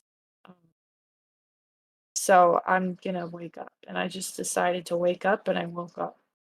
So you have control over the wake up part, it sounds like, when you in that lucid dream state. How do you differentiate when you go up to that window when it's something that you have to make sure you're in the lucid state? You're safe in your bed, but how do you Mhm. know you're in a dream state? You know what I mean? Oh, it's challenging, and I think I'm still learning myself because in waking life, my human design authority is a sacral response. So, well, Hmm. Todd's a manifesting generator, and Barry, you're a generator. So, like, you get a bodily response if Hmm. it's like a yes or a no. Hmm. And so I've tried to do that in my dreams of like, am I dreaming right now? And my sacral would contract as if to say no. So then I just go back to being unconscious in the dream. So I'm like, that authority doesn't work. And I understand now why. That's neat. Because when you dream, your energy type can change. So I'm actually a projector when I'm asleep. That's neat. Yeah. Um, and transit can change that too. Um, That's interesting. That's yeah, so it's very like, interesting. what works for me in waking life does not work in a dream world. Um, Yeah, so I absolutely. really just try to like play around with the environment, play with the light Test switch. it, see what it is. Yeah. Yep. And that will give you a good clue. Pinch yourself, notice if the details are missing, like you went to go play Right. with the shower head to see if the water would work. Yeah, I don't know what, because I also had this book on lucid dreaming, and it said that you can try and put your pointer finger through your hand. If you're dreaming, the finger Hmm. will go through the hand. Right. So I did that once too, but my finger didn't go through my hand. Um, so I guess I'm just getting away from like my body and playing Hmm. around with the environment more. Hmm. Um, I tried to do that a bunch of times, and I yeah, I think I did it once, but it's more like if I realize I'm lucid, it's like I just realize I'm lucid, and then it's like you have to pilot that situation up, and then the moment you yeah, like I don't know the word. off the top of my head. I want to say emotions or like recognizing that you're doing it. That's where the balance seems to be. Like, so if you You start, must have a different aura, like you're connected to a different sphere. I think it's like a balance thing. I think it's you actually get, I think you get, because you're, I think the way I see it is you're like lighting in, creating a density in that space, right? And I remember, Mhm. uh, and to just to backtrack on that weed and the dream stuff, I don't know if that's Mhm. 100% true because I have Mhm. tried that experiment and I never really got anything different. Better Like I dreams. still have some insanely vivid dreams while consuming cannabis. So, Me too. um, Okay. Yeah. but this Well, Todd. Oh, go ahead. let And me I have finish this something one to part. say. Yeah. So like and to say that like sometimes I have it like I mean they're like they're literally like another reality entirely. And then sometimes there's like ultra vivid like beginning of a psychedelic trip. But I remember one specifically I was like standing there, it's like a dark space. It's kind of reminded me of like Diablo 2 if you can imagine that where you have like just darkness, but it was also a blue sheen and it was like cold and snowy. I mean, ultra vivid. And I went, if like I said, I better go back now or I'm gonna forget. Yeah. And I was, that was specifically referring to this life. I think. That's like I say, you're And like, you've done the destruction thing too, Todd, where you thought you yeah. destroyed everything, right? And you came Oh back and you're wow. like, how is everything still here? Well, I wasn't. Well, first I was like, "Whoops," and I was like I'm sorry. And then I realized, well, like if I'm still there, then obviously I didn't do that. And then you phase back down into this space. But yeah, it was like, oh no, what did I do? Everything's gone. Like a Rick and Morty episode or Oh something. Oh yeah, yeah. just pure, just one light in the empty void. Yeah. Uh, Yeah. I got your dream rave up, Todd. okay, Um, let's do it. so like well, first of all, your sleeping type is reflector. Um, which like I Ooh, think maybe that's might rare, right? explain. So actually it changes, it flips around. Like in waking life, reflectors are rare, but then Okay, and generators are common. But then when you go to sleep, it's the opposite. reflectors. There's more reflectors and projectors in the dream world, and the Hmm. generators are rare. And Barry, it said that your sleep type is a generator Oh, too. weird. So I'm a Yeah, so you're rare like, sleep type. yeah, you're double, which is can But bring a lot doesn't of it have a bunch energy. of pretty rough titles for mine too? Like the categories for me? Like they're pretty destructive, it looks Well, like. I know not. you had a lot of earth plane. Like it's funny. It just seems like all the titles are can seem destructive. That's Um, Right. true. That's which true. is why I want to like I'm. This is part of like a bigger process I'm creating of like yes I look at the dream rave, but I wanted to also have like a more positive spin on it because these streams are really Hmm. just giving us information, like you said earlier, offerings at our table. They're there. Hmm. Um, Hmm. but that's interesting though, Todd, of like, you smoke cannabis, but you still experience vivid dreams.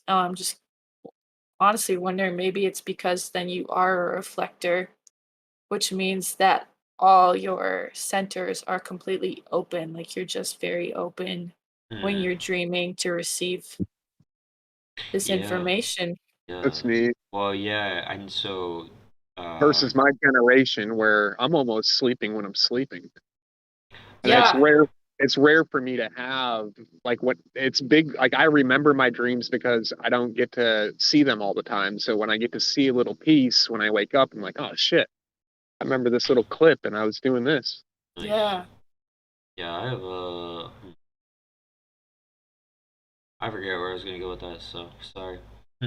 You're good. Oh, So good. reflector. So what are Todd's descriptions on his dream state or So, I mean, his the feeling dream from that it? you just shared, Todd, I was thinking Earth plane for sure because it's uh you got gate 5, line 4, which is time and obsession, and Mm.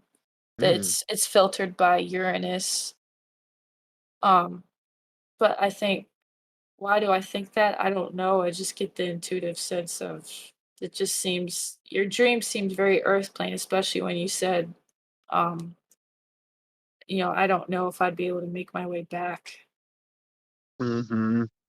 Right, yeah. Well, it's funny because um, okay, so I have 2 points. The first one I wanted to say before I Mhm. forget again is like I feel like the dreams being vivid, uh, it's I think it's really your state of being. So like, Mm-hmm. and your state, the amount of rest. Most people, I don't know, you're crazy if you can do less than 6 hours. You're totally insane. I don't know how anyone could really. I just don't like. I try to get 9 hours of sleep because Yeah. it's cycles are supposedly in 369. So like 90 minutes is like a full cycle.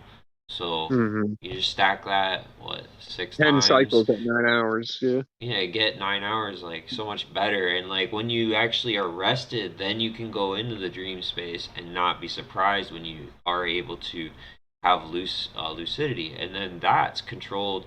I don't want to say it's inverted, but I feel like it's like inverted controls. Like if you ever play a game, like they would Mhm. sometimes the shooters have inverted controls, and it's very I hate weird at that. first. Yeah, some people hate it, but like it's cool to learn that way, and it's in that space it's more of your like internal emotions guide you, so like think forward or something like that, and like you can't have any dualistic aspects there. Like it's just you have to like purely live it, I feels like, to be lucid. And in my dreams in regards to the earth plane, it's very interesting because the a lot of times when I get really good lucid states where I can like practice flying, because that's I can't like super fly Mhm. I guess yet, Mhm. but like my worlds sometimes are like Minecraft, and like literally sometimes they look just like Minecraft. There's like blocks everywhere, and then That's um cool. That's yeah, it's awesome. interesting.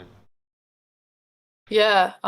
So I can tell you then about your light field. We haven't talked about the light field yet.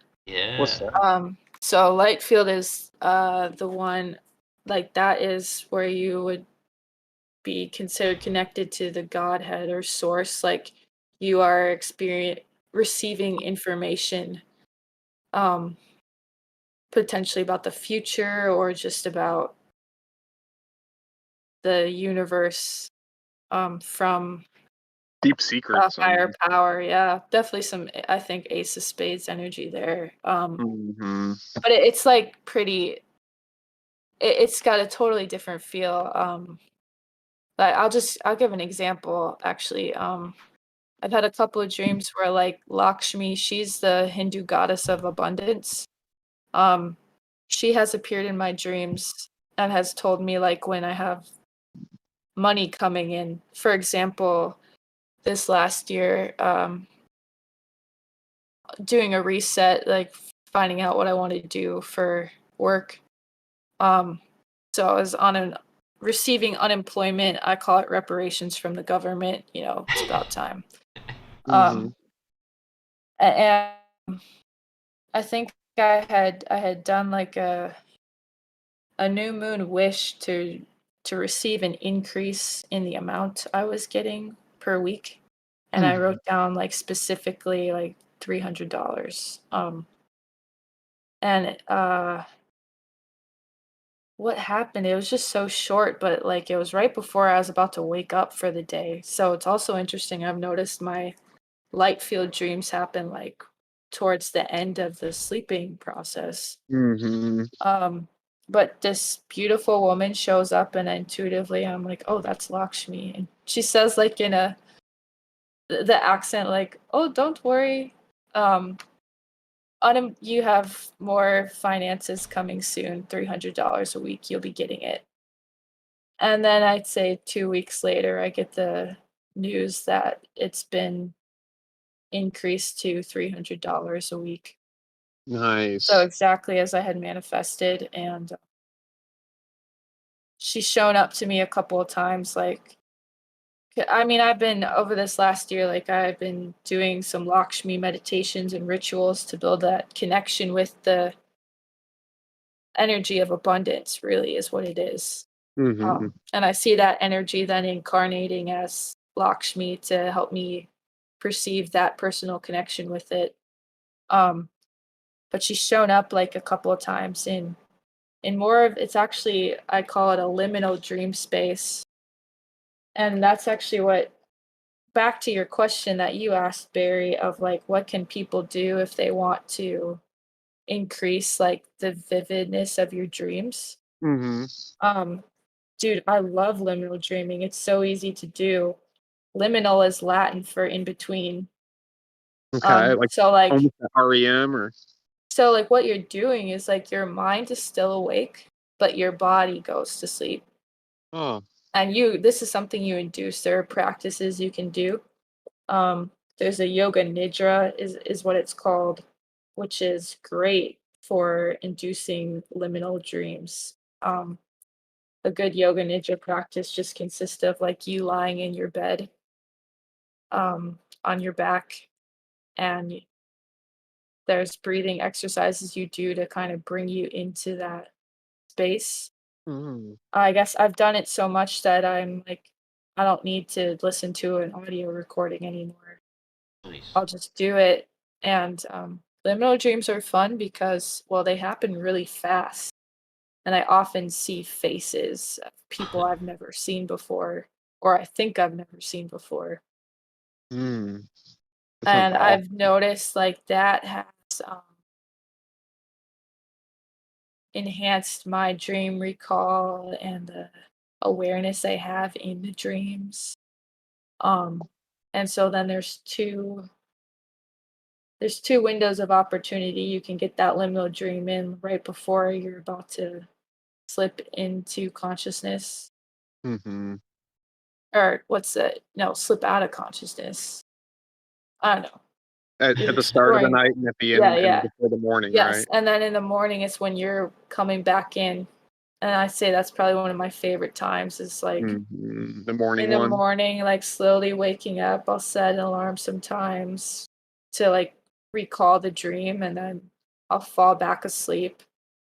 And then it's like sometimes I've been able to like fall back into the dream I was having, but with like Mm. a higher level of awareness.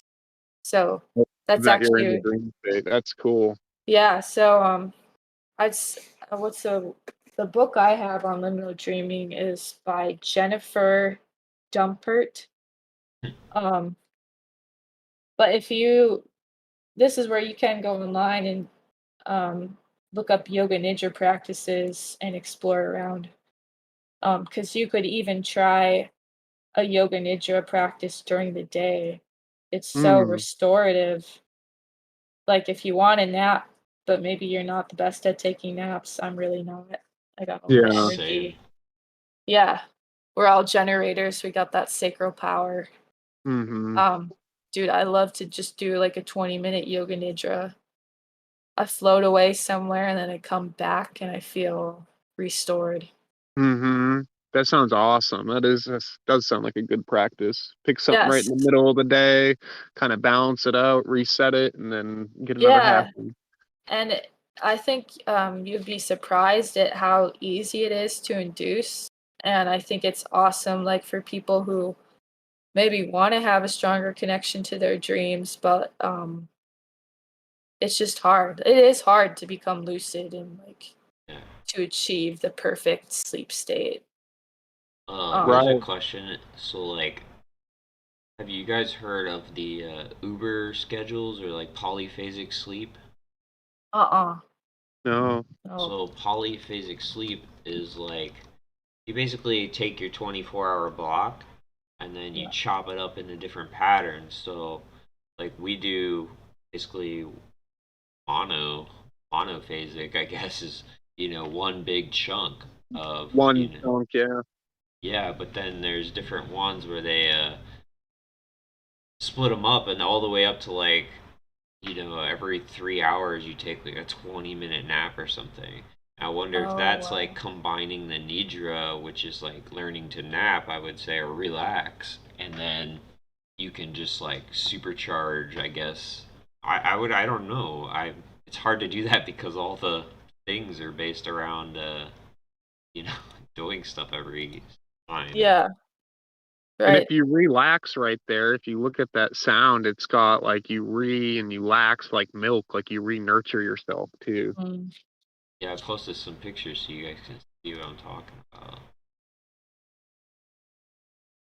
Yeah, well, that's interesting too, because there's this uh, I just invested in some technology called Soltech Sleep Management System, and of course, I learned about it from Nathan at evolvedcaresolutions.com. Right, right. Um, I did not hesitate to invest in it like after I'd heard about it. So basically, it's what I understand. It's this machine, and it's pretty small. What's it And called? it's called Soltech, Oh, oh, I see. SOLTEC. Yeah, I see it on the channel. Yeah, you go to soltechhealth.com. It should be coming here in November, but I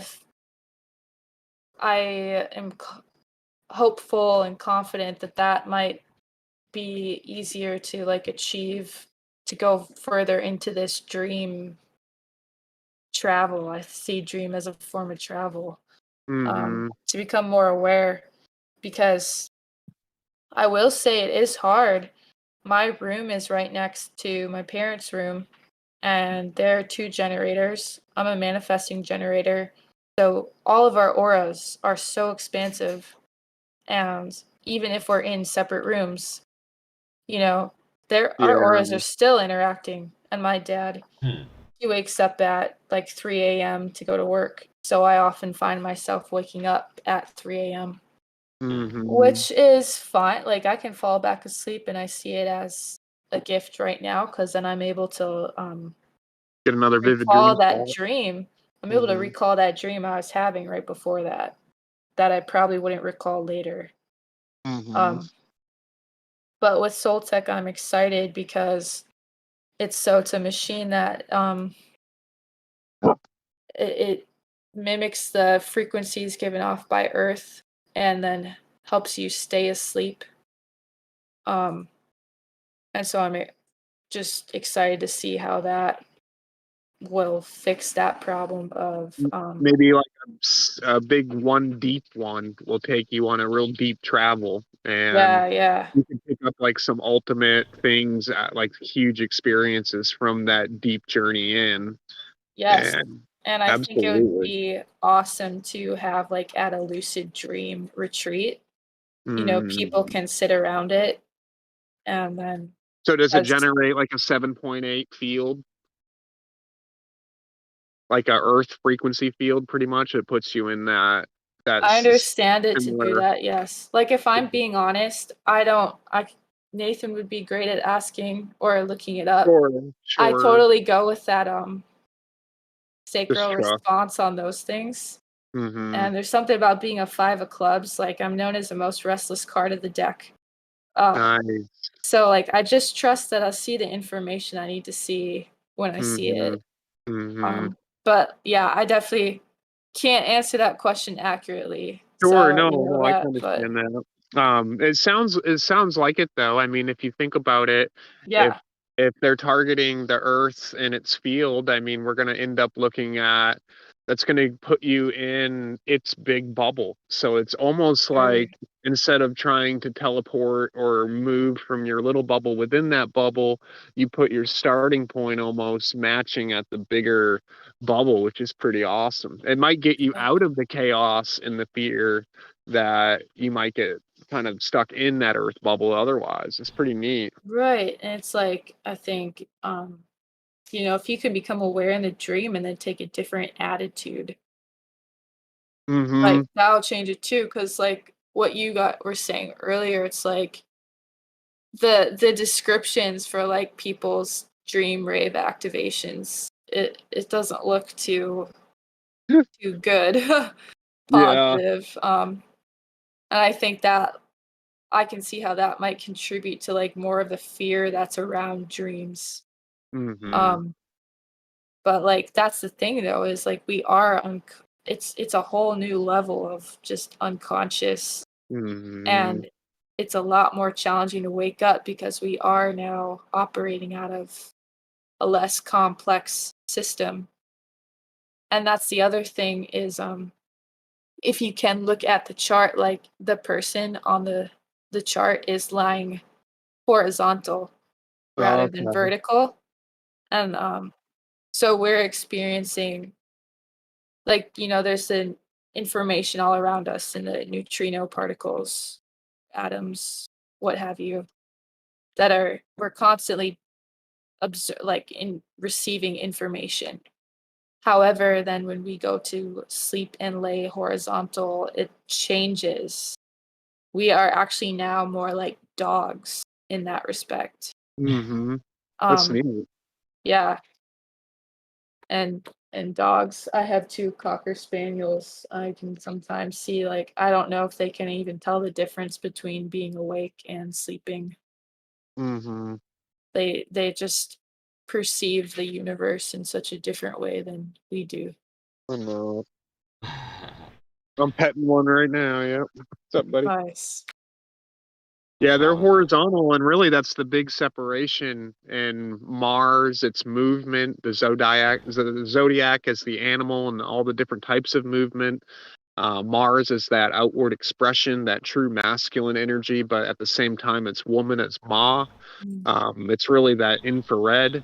And really, it goes clear, black, white, red. So the first expression right there, it's going to be that lifeblood system, and then you're going to get, I think, right there into green, which is why you get Christmas as red and green down there, which is where light starts to overcome the darkness, and the days start to get longer after the Mm. darkest day. Um, so yeah, I mean, the thing that separates the human is we have that kind of that pole, that north and south, which is the gets you up out of the 2D plane of just movement. Now, your movement is going to cause you growth and extension north. So you're going to take a certain moral center or a certain pinpoint of what you stand for, and then you're going to let your movement pretty much grow that mountain right there. And depending upon which type, whatever you're building, will give you different types of sight. Obviously, a very high moral mountain, you'll be able to see very far, you'll be able to act very compassionately and help many. But somebody who's built it on sand, it's just they're going to just not see too far, see themselves, and it starts there. You got to see yourself first. So. But the north south versus the north south east west, I guess the north south east west would be a 4D cube aspect. And then, that spear through it right there is the spirit within the animal soul. And that's what separates us from the dog is our waking state. Rudolf Steiner tells us that every single day is an opportunity to look into the future. This is what we're building for the future is during the Yeah. day. So you're looking at the future. Every single day that we have is the future, which is neat. And then we go into our now with our past, I'd say. So really, this is probably our true vivid dream, our true sleeping state right here. Um, and then by honing things inside in your true sleeping state, which is our waking state here, we actually cause different types of movement in our dream state. So that what we call our dream state is our real stillness point. It's like that fourth area on the cross. It's the darkness below the bottom of the chart, home, and then you've got the eastern rising, which is directly above you, and then you've got the culminating day, and then the setting, which is the delta, the three aspect of the light or the day that comes through. And we're going through the light, which is through time, which essentially, if you think of dreaming, like you said, as a form of transportation, it allows you to step outside that stream of time and you can kind of tap into it at different points. That's why when you're lucid dreaming, you have things portaling in from all aspects of that ray of time. It's pretty neat shit, man. Yeah. Something, another form of study I've been looking into is the States and Stages of Consciousness by Ken Wilber. Okay. Because that was, I'd say, more hopeful after, like, I took what I needed from reading Ra's description of the dream rave. Um, but I mean, he's like Ross says a couple times, like, dude, this is hopeless. Like, dreaming is hopeless. We're just totally subject to what we experience in the dreams. Mm-hmm. And I'm like, dude, there's got to be There's got to not be okay, more. right? So Ken Wilber, I mean, he's also the guy who founded, if or he did work with like integral worldviews. He does work with integral worldviews. So I've learned quite a bit from him of like, even in waking life, like, and at a deeper level now, if I'm having conflict with someone, it's probably just our different worldviews clashing, Mm-hmm. speaking through each other. And so of course there's like something that applies to the dream state. Thank Let's you. talk about it real quick. A future dream retreat. What would a dream retreat look like? Would that be something in a very nice quiet area in the woods? Would it be a certain location picked upon like ley line energy Oh potentially? You yeah, I think know what I'm definitely saying? connected out to nature. Like you said, good out of you Silence, to spur Yeah. low noise. everything combined, like Well, I think every it'd be interesting too to like walk people through some kind of detox cleanse too. mm-hmm. It was funny, like Nathan and I were joking because I've been measuring it out then, like everything we need to take at what time. And he's like, you could be doing this at a retreat. Yeah, And I actually used to have a job at a summer camp, where like the kids would come in for their medicine, which is hilarious because now I'm like, the kids the medicine. But right. um, it was like the intention behind it was like to nurture, nourish, Mm-hmm. help Mm-hmm. them, guide them through what it is they're needing to take or what they think. Right. Anyways, so that idea has popped up too of like it would be so interesting to like do some kind of cleanse during the day and then let people see then how that affects their dreams and have a group of support there. That'd be powerful. Yes. And then bringing the soul tech there too would be awesome.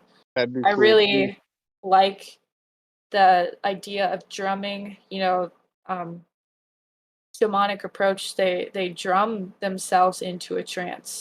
Mm, Um I like that. so yeah, I guess I'm a manifesting generator, so I know that if I keep like this, even at being asked this question is helpful because it's like speaking my reality is and what's going to make it happen. Mm-hmm. I not like. Well, I was listening to the episode last week too, and you're talking about a retreat of like the men are separate Men from are the the women, woman. Yeah. Yep. Yep. and I have such a deep desire for a women's moon lodge too. Mm. Um, because that has played a huge role in the dreams too. Like the dreams during that time are very interesting. And I bet you would And have different dreams if you had a group of women versus a mixed group right. of men.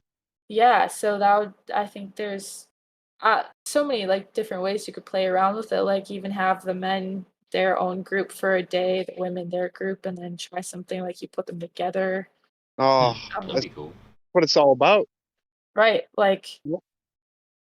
yeah, definitely on my mind and it's manifesting now. So thank you for asking that question. That's a fun Absolutely. Yeah. question I to mean, answer. it sounds exciting, always if you come to fruition, pick a space and, let us know. We'll get it out there on the show and I'd probably Yeah. love to try to fit it into our schedule, Amy and I, and shit, we got kids, who Well, knows? It'd be fun. anyone Family listening, dreaming. That'd be interesting. Yeah. that would be dope. Probably Well, really healthy. there's Right. a function on genetic matrix of human design. You can put all your family's human designs together and see how you experience each other. That's Amazing. That would, cool. um, but I was gonna say, anyone listening to this, like if you ever come across a space where like this would be a great dream retreat space, or if there's you feel in any way you could contribute, like Right. I'm open. Right. Come on Discord on the Evolved Care Solutions probably server there. That would be a great place to kind of check out. I think there's a couple dream study areas in there. We could start to form something up. I think people need it, you know. I mean, people that are listening love the ideas. Well, make something that's just all about the experience. I mean, we're an input system, so go put yourself through a little 5-day detox. Have Yeah, some, if you're going to have some foods and whatnot, put some good healthy things in you, and put yourself in a social scenario where you're forced to be in a positive expression of yourself to really see who you are, and to put yourself out there and to stand for something and to be part of something. So yeah, and you learn so much, I mean, most people, they don't ever have a good excuse to, go through a little detox here or there. They're constantly caught in the ebbs and flows of, life, what we The call it, waves. and, the pretty much the warlock system. Hmm. So, I mean, more people would. I think we're coming to a age right now where we're just gonna. They're making so many rules and certain designs and laws out there for everything that we used to do fairly freely, to where you're going to see a lot more grassroots movements, little organized things with 10, 15, 20, 30 people, 100 people, what have you. And they're going to get bigger and bigger and bigger as they go each year. Yeah, it's Um, over. I mean, it really is, Stop because we're wasting our done. I time. mean, we can all bring our yeah, own shit. We could make it beautiful, People, everybody that's going that would do something like that for a certain amount of time, I'm sure would bring some kind of contribution to make it the most communal we could, and it would And just be a fun. meeting and sharing. Yeah, it'd be awesome. yes. Um, Travel. Everybody loves travel, I mean, we'll It's it'd be definitely a make good it healthy. reason to go happen. see someplace. There's a lot of excellent places. You could even each year kind of rotate it. So, I Oh mean, yeah. you know what I'm saying? Well, Like, we're going to get the Western versus the Eastern, the different right. sides of the field. We're going to do it right on the Argonic line in the middle of the country. I mean, Yeah, oh my God, it's so cool to see how some people have, because if say you've had multiple incarnations, like some souls will then feel a resonance with a certain geographic location. hmm That's like hmm it was at the summer camp I worked at. Used to be Native American land. That hmm resonates with, the past life I had. I right. didn't know why at the time, but I just felt very calm. It was said to be haunted by spirits, but I never perceived fear. I was like, "Hey, if they're there, This is a sacred place, friends." right? Yeah, yeah. That's how I was up at the medicine wheel in Wyoming. They've got a big medicine zodiacal wheel, or really a medicine wheel, up on like Wow. 10,000 feet. And I just was up there all day. You got to hike 2, 3 miles to it. And I don't know. There's a lot of like sacred objects and flags people put around it, but it's just old wheel up on the top, middle of nowhere, nice and quiet. Obviously, it's not the middle of nowhere. It was somewhere, and it's Yeah, a very sacred, special place. And time was measured from that point right there for a lot of people. yeah. And I don't know. I think it matters. There's a reason that Native Americans always face the north. They're facing the center of this system for where the information flows in to get their knowledge when they go to ask questions. Everything's designed, like even the way we sleep. I'm sure you've looked into that. Like, you position your body, I think, on a Mhm. north-south axis. You can get different states of your dream by having your feet on the south or your head on the, switching it back and forth. But versus Yeah. an east-west access, like positioning, because I always think about it whenever I go to rearrange my bedroom furniture. Like, what way is my bed? Is it tilted? Is it sitting on? Because if you match it to our magnetic north, like if you put like a 23-degree tilt off of north, it might align. You might play with that and be like, man, I get super harmony in this position. Things just flowing easily all the time. But if you're in a more battled, chaotic alignment, things are going to have to fight and twist their way into you. So it might come in, more earthy, chaotic. Yeah, I want to say too, if you go on to www.mariediamond.com, you can get your free energy report. And that will tell you like your personal success directions, Awesome. and what direction is best for you to have the crown of your head facing. And I tried it, and I wouldn't imagine myself sleeping any other way. Now, anytime I go somewhere, I pull out my compass and I I do figure that out too. how I can get my head to Yeah. That's face. awesome. I always That's check the awesome. elevation and yeah, which way is north. Yeah. I find myself having to like I sleep to the north usually, and then I have to like switch sometimes and sleep to the south. I don't Oh, know. interesting. But now with the moon map and all that stuff, I'm like, I don't know. I just sleep whichever's comfortable that night. Yeah. It's been really hard. I'd be curious how like what position you guys sleep in, but I've been trying to just sleep on my back more. Same, yeah. Um, Mhm. I got a pillow. It's called like a neck nest. Nice. It's literally like a tube, and it's really just your neck kind of like hanging off of it. That's cool. And it's cool. It's awesome. That Patented aligns your by, spine. Yeah. but it's like not as fluffy as I prefer. It's definitely like the first of its kind, or I don't know, first of its kind, but like the I've first. got a hard pillow like that too. What Yeah. kind is that called, honey? It's called A a neck buckwheat nest. pillow is the one I have. Oh, buckwheat. See, I'm trying to find the perfect pillow because that affects the cream too. Mm-hmm. Buckwheat Sometimes I wonder pillow. if we need pillows. Like, I find myself sometimes Oh, I end up sleeping without a pillow. I'm a half and half the time. Weird. Like I start with a pillow sometimes. I always end up without one laying straight. Like sometimes laying straight feels really relaxed, like stress is yeah. being relieved. Like I've been holding this forward neck position too long in my day, Have you and that guys heard about the straightness. there's a thing called inclined bed, where you're supposed to like put your headboard up like a few inches and it gives you a slight angle and it's supposed to Oh, be on healthy for the way you. your blood. Yeah, that's kind of neat. I bet it works. It increases your blood pressure because your heart would have to work a touch differently. Your pulse would probably be a touch differently too. Mm. Yeah, That's interesting. I haven't done it because I flip around my bed. Vampires sleep straight up and down. Yeah. Right. Sometimes I think that tight coffin like sleeping conditions healthier though. Like Right. or like maybe you need it Some people like the sometimes. weighted blankets, man. Like Oh the real Um. yeah. heavy. Yeah, I like that. I have to be cold. Like we've found Yeah, out that same. we definitely have to have it very cold. Like I don't know. It's just Yeah. I Yeah. associate cold and sleep as pure. Nothing can grow on me right now. I'm all done with this movement shit for a while. I'm gonna Right. go off into the stillness, into the void. Yep. Yeah.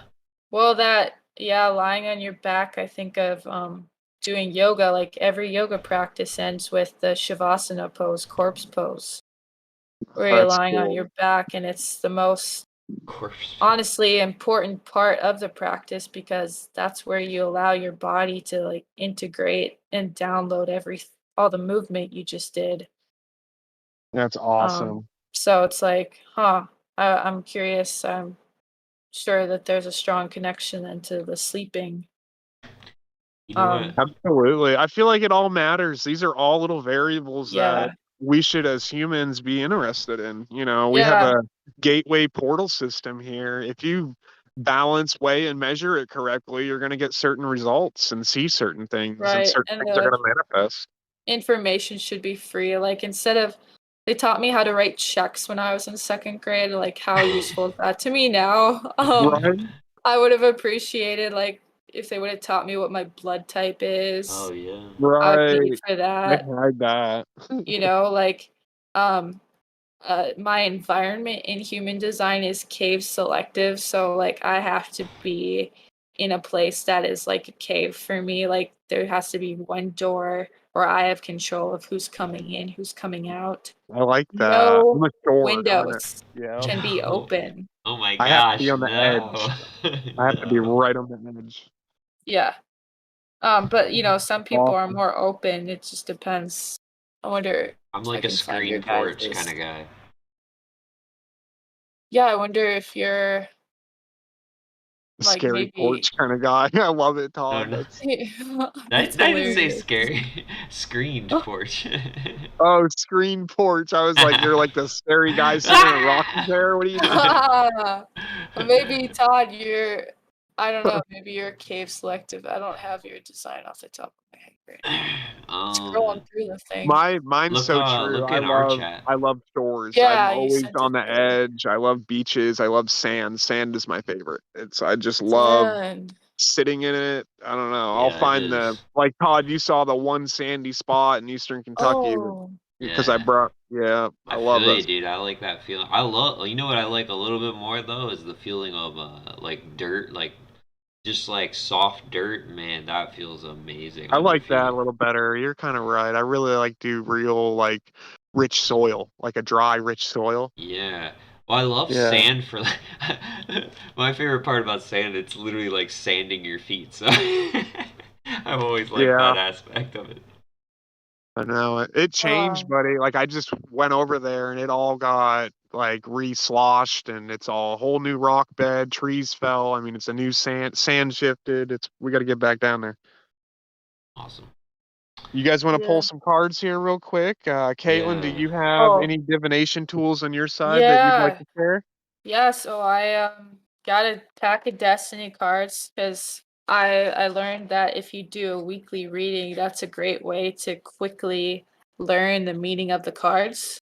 Oh, okay. Um, and they are meant to be done on Sundays, so this is perfect. This is neat, and we always pull on Sundays pretty much, so that's kind of neat. Perfect. Hey, This is definitely my first time doing this. Cool, cool.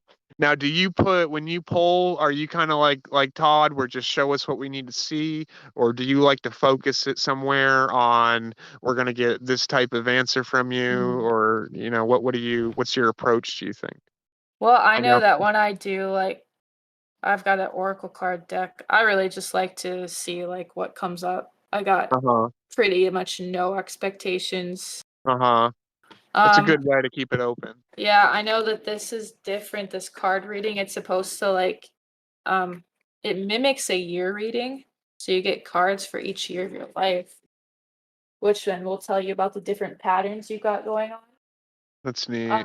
But this is just gonna be for the week. So and honestly, I know in the book, Robert Lee Camp is like, shuffle for this many minutes, Right, blah, blah, right, blah.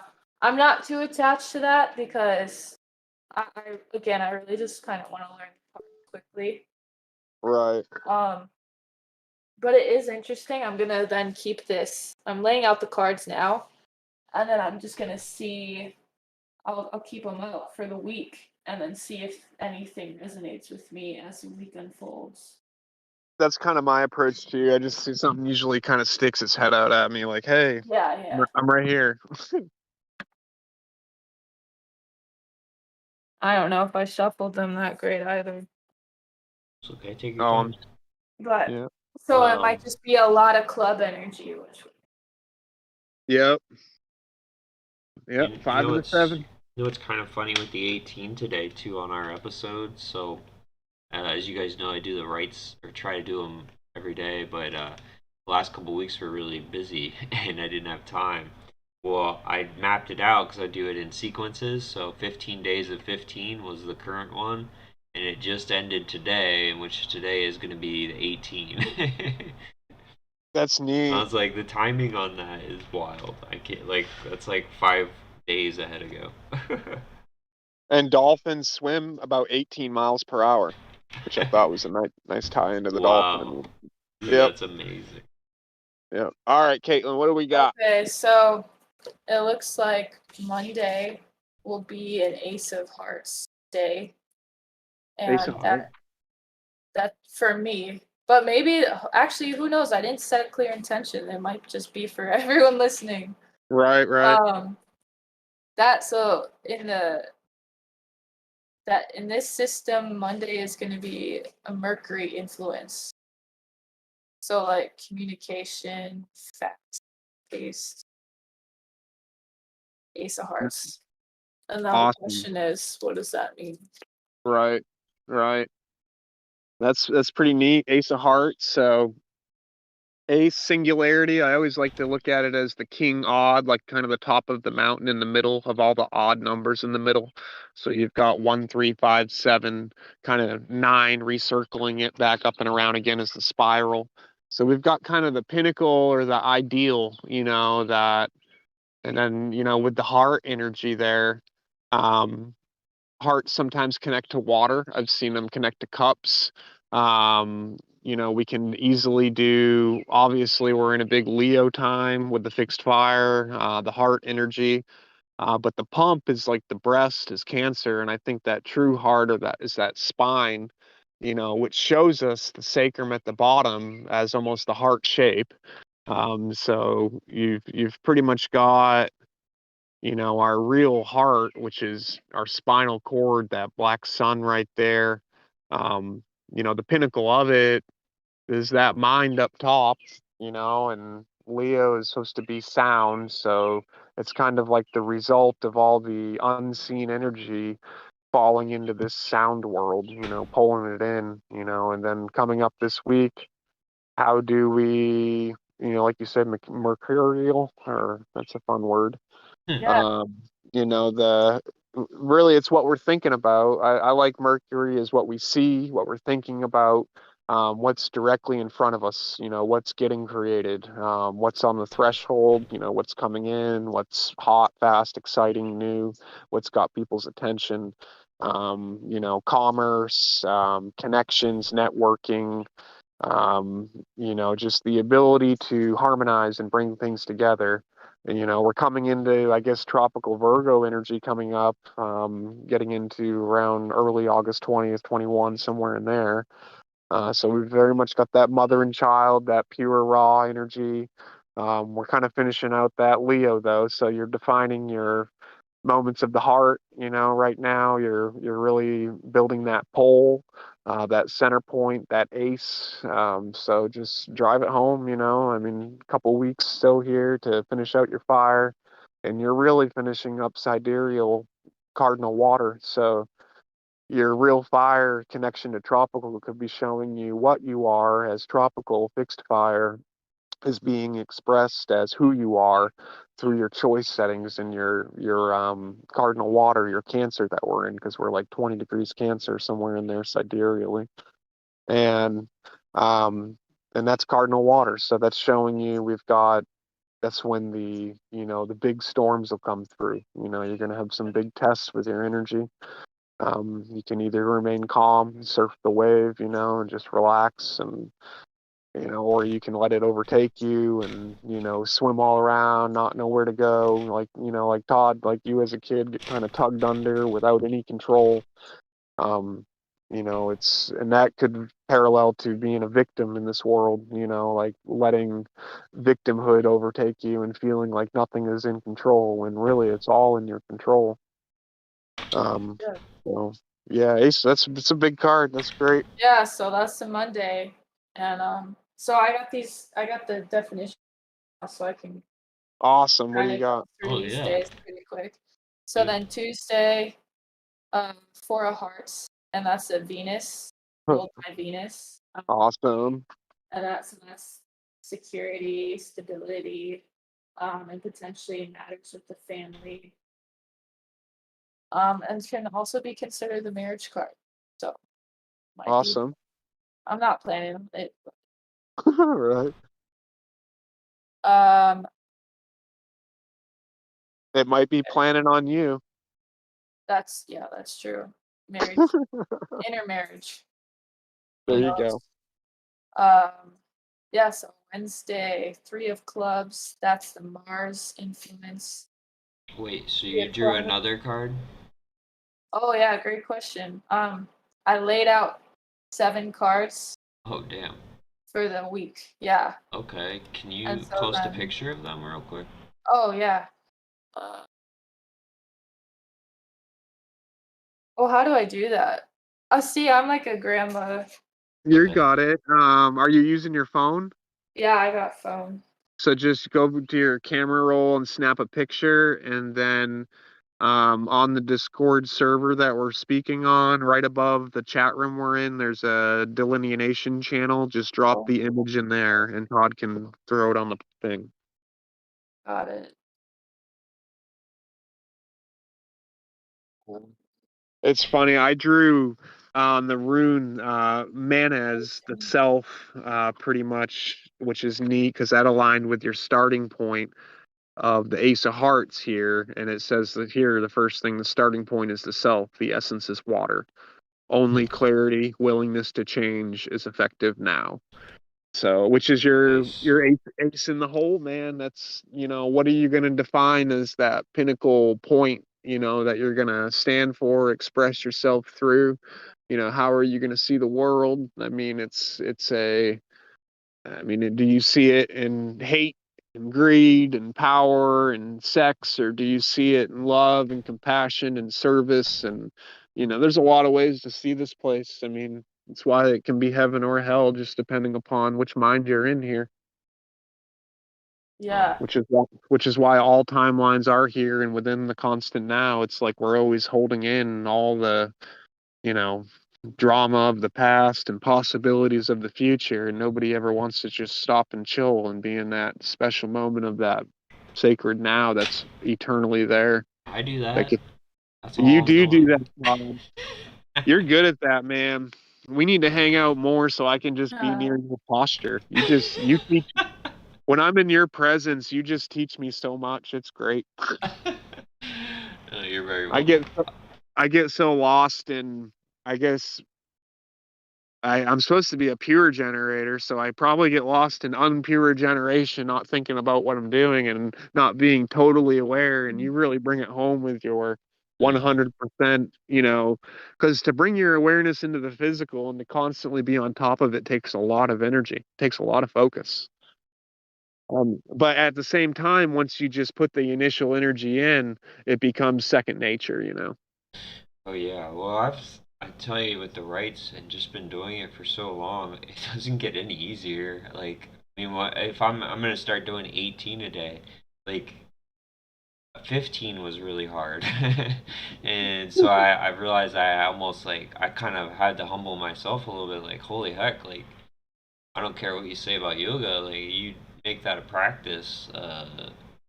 It really Right. gives you, it's not about the fitness and the stretching. That's level It's one different. stuff. Yeah. It's really about disciplining yourself, A, to make time for yourself. And this is great because what I'm talking is literally ace of self, right? You're focused on yourself.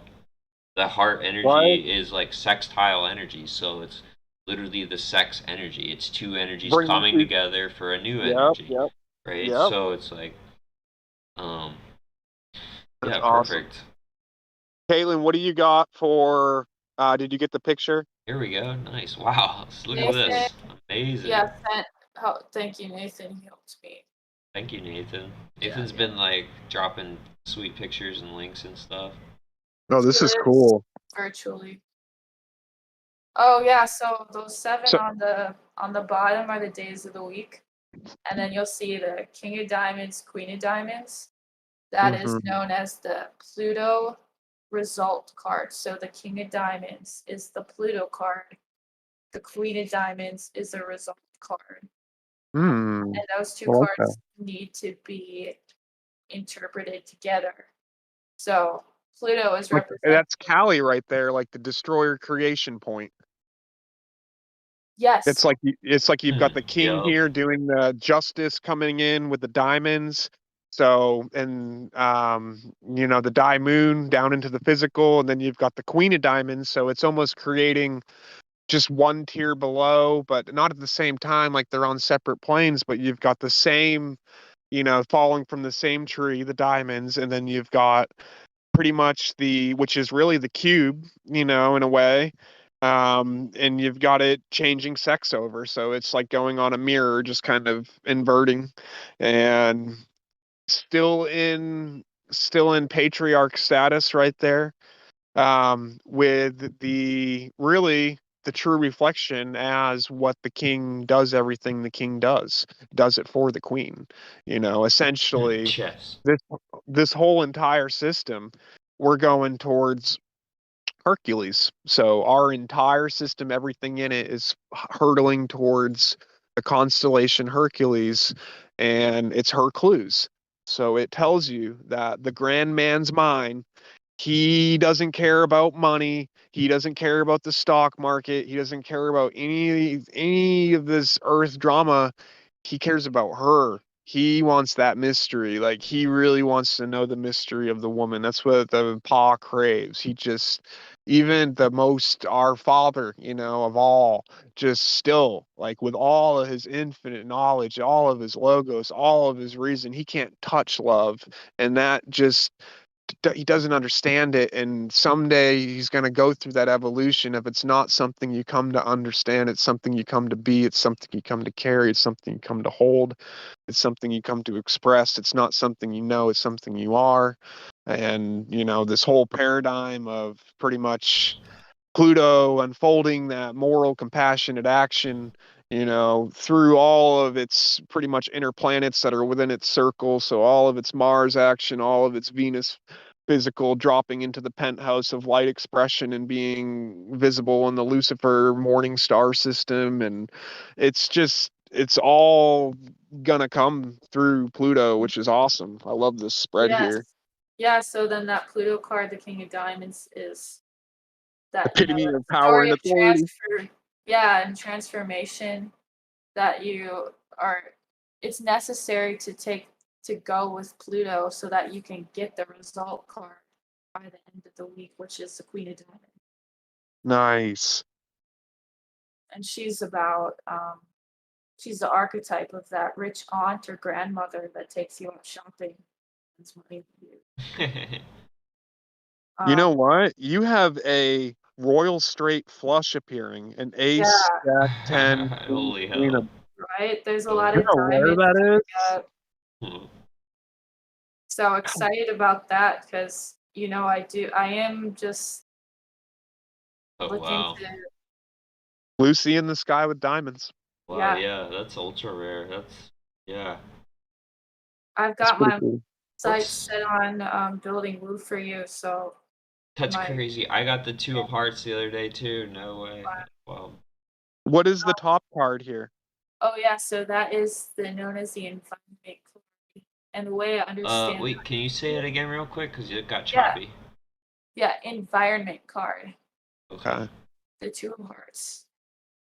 That's how I'm understanding it to be, or how I understand the environment card to be is the place of support throughout the week. Nice. So the Two of Hearts. You can usually think of a close, tender love between two people, but it can also be close friends or any close connection. Close And it's relationships. Hmm. yeah, the symbol of affection in astrology. It's the fifth house in Leo sun sign.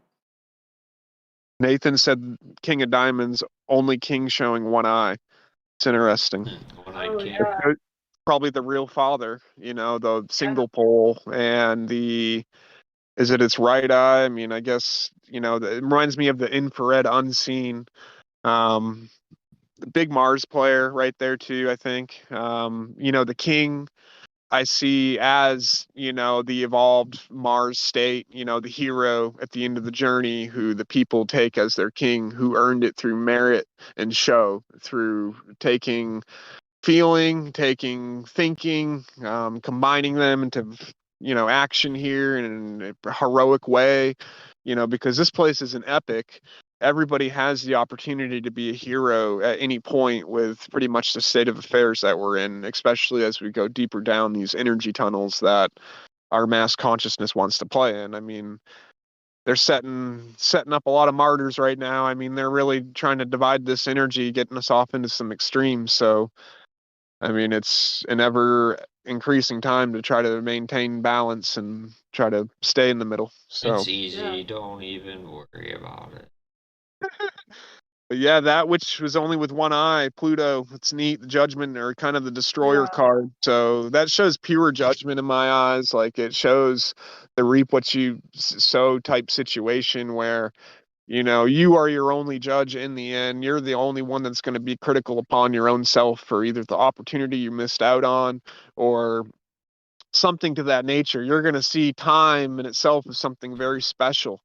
And really, the time that you have and had and will have is should all be taken as opportunity to ever increase experience in the self, and by increasing the self the all increases, and it's just a constant contribution to always do your best and to ever evolve the self. And as the self evolves, it increases its home, its family, its neighborhood, its relationships, its environment, then its world, then its cosmos. So it starts at the self. So I mean, Yeah. Ace of Hearts leads right there. Where's your environment? Bam, Two of Hearts. Like, it shows you, hey, this single ideal concept, it starts here with sex and creation. Like, what are you going to do with it? What's the point? Which way are you going to move? You've got a two. You're in the environment of polarity, where you've got a positive and a negative, and then you've got this story of the Trinity out there that come together to make a child. Which is, Virgo, mother with child coming up, mutable earth, where Mercury exalts and rules. The only place in the whole entire wheel that a wandering star rules and exalts in its own sign. So it holds itself up. Mercury does so well in the end that he doesn't need support from everybody else to be exalted. He exalts himself. So it shows the ultimate selfhood coming up right now with this period of pureness. It's a very big testing time, I think, like internally in the self. You're going to get your reoccurring annual patterns where you're going to get to make a choice again on something that you've been working on. And depending upon the way that you make your choice is going to depend upon what you're building or what you're taking down, what you're destroying or what you're creating. It's going to be that Pluto or that Kali or that change and transformation. It's a good thing. It really is. It's trans is a sacred set of string of symbols, and transparent, I mean the clear, two sexes in one parent, the parentless. So the transportation, transmission, anything there is going to come from probably where we're supposed to be listening from. So yeah, it's probably the whole attack on the whole labeling our sexual preferences and making a transgender movement and doing this whole entire thing is they're just spreading a different type of energy over something that ought to be sacred, just like they did with all of the original statues of these lands. They turned them into probably a president system and labeled this and that as this and that, and they changed the meaning behind everything that we have come to know as sacred, which is pretty much our festivals and annual holidays and celebration of nature as a whole, as a completeness. And we'll get back there. We got some hard work to do, though. Yeah. Um, so I We have got some some. more cards. Sorry, I'm going off into I have freaking Seven of laundry. clubs. Yeah, man. So check it. I'm gonna post up so you guys can see. I have this Gene Keys synthesis deck. Wow. That's cool. By Elijah Parker and Richard Rudd. Uh, Cool. so this is all about the Gene Keys human design, which we've been chatting about. I literally have not dug deep into this book yet, but I did shuffle, and one of the cards popped out, and I was gonna also deal a card. Well, okay, this one just popped out. Excellent. Excellent. I Give love me those kind. 1 sec to post a picture for you guys. I pulled the inverted bear card a while back too and Oh threw a yeah, picture up. yeah, We'll yeah. we'll get into some of that meaning. Yeah, that's crazy because I had some bears synchronicities. But I don't remember specifics. Oh no, I had a dream about bears. That's crazy. That's pretty cool. That's pretty Yeah, cool. there was like Wow. two bears, two young bears, and I don't really remember what happened, honestly. So Well, there were bears in it. Yeah. yeah, Well, that I think anytime an animal shows up in your dream, I definitely take that to be some kind of archetype or I symbol. So agree. That's a big type of movement, something yeah, big there. Yeah, I agree. Well, it's yeah. interesting because my mom, she has a Wicca deck she uses, and quite often she'll do a reading for me, and I get the bear card a lot, which is all about like Wow. hibernation, which I think is kind of the hermit card, if you will. Introspection, looking inside. Yep. Yeah. Do you ever consider a bear to be an animal totem for you? Wait, can you say that again? Yeah, I think my do you ever consider a bear to be an animal totem for you or a power animal like Yeah, I suppose I'm starting to. right. It's becoming ever more. Yeah. Well, I have mad respect for bears. Years ago, I went. My mom was there. We went to the zoo and in Columbus, and they have a pretty large bear exhibit. And there's these two massive brown bears, and we heard like this scuffling, and you could hear this like thud, like just meat. It like sounded like meat rocks like hitting each other, if that makes sense. Oh my But God. we look over and both these brown bears are standing at full height, which easily like 12 feet tall, and they're Oh, like going at it, like probably what started as like a scuffle became a fight, and they're oh, fighting, and it's like roar, everyone's got their phones out. I'm just watching, and you could feel the thuds as they swatted each other, and then damn. yeah, then they're growling and fighting, and then you can tell the one wins, and the other kind of like walks away. Well, the victor, he goes and they have like a little pool or whatever. So he goes and like walks in there and literally like sits down, like sits on his butt pretty much, and just like starts chilling. And Oh, he got the pool. a couple That's minutes nuts. later, the one who lost the scuffle, he like comes in, and you can tell he looks right at the other one. And you can tell they had like a brotherly like, all right, man, it's cool. And then he gets in the water, and you can tell they were chilling together.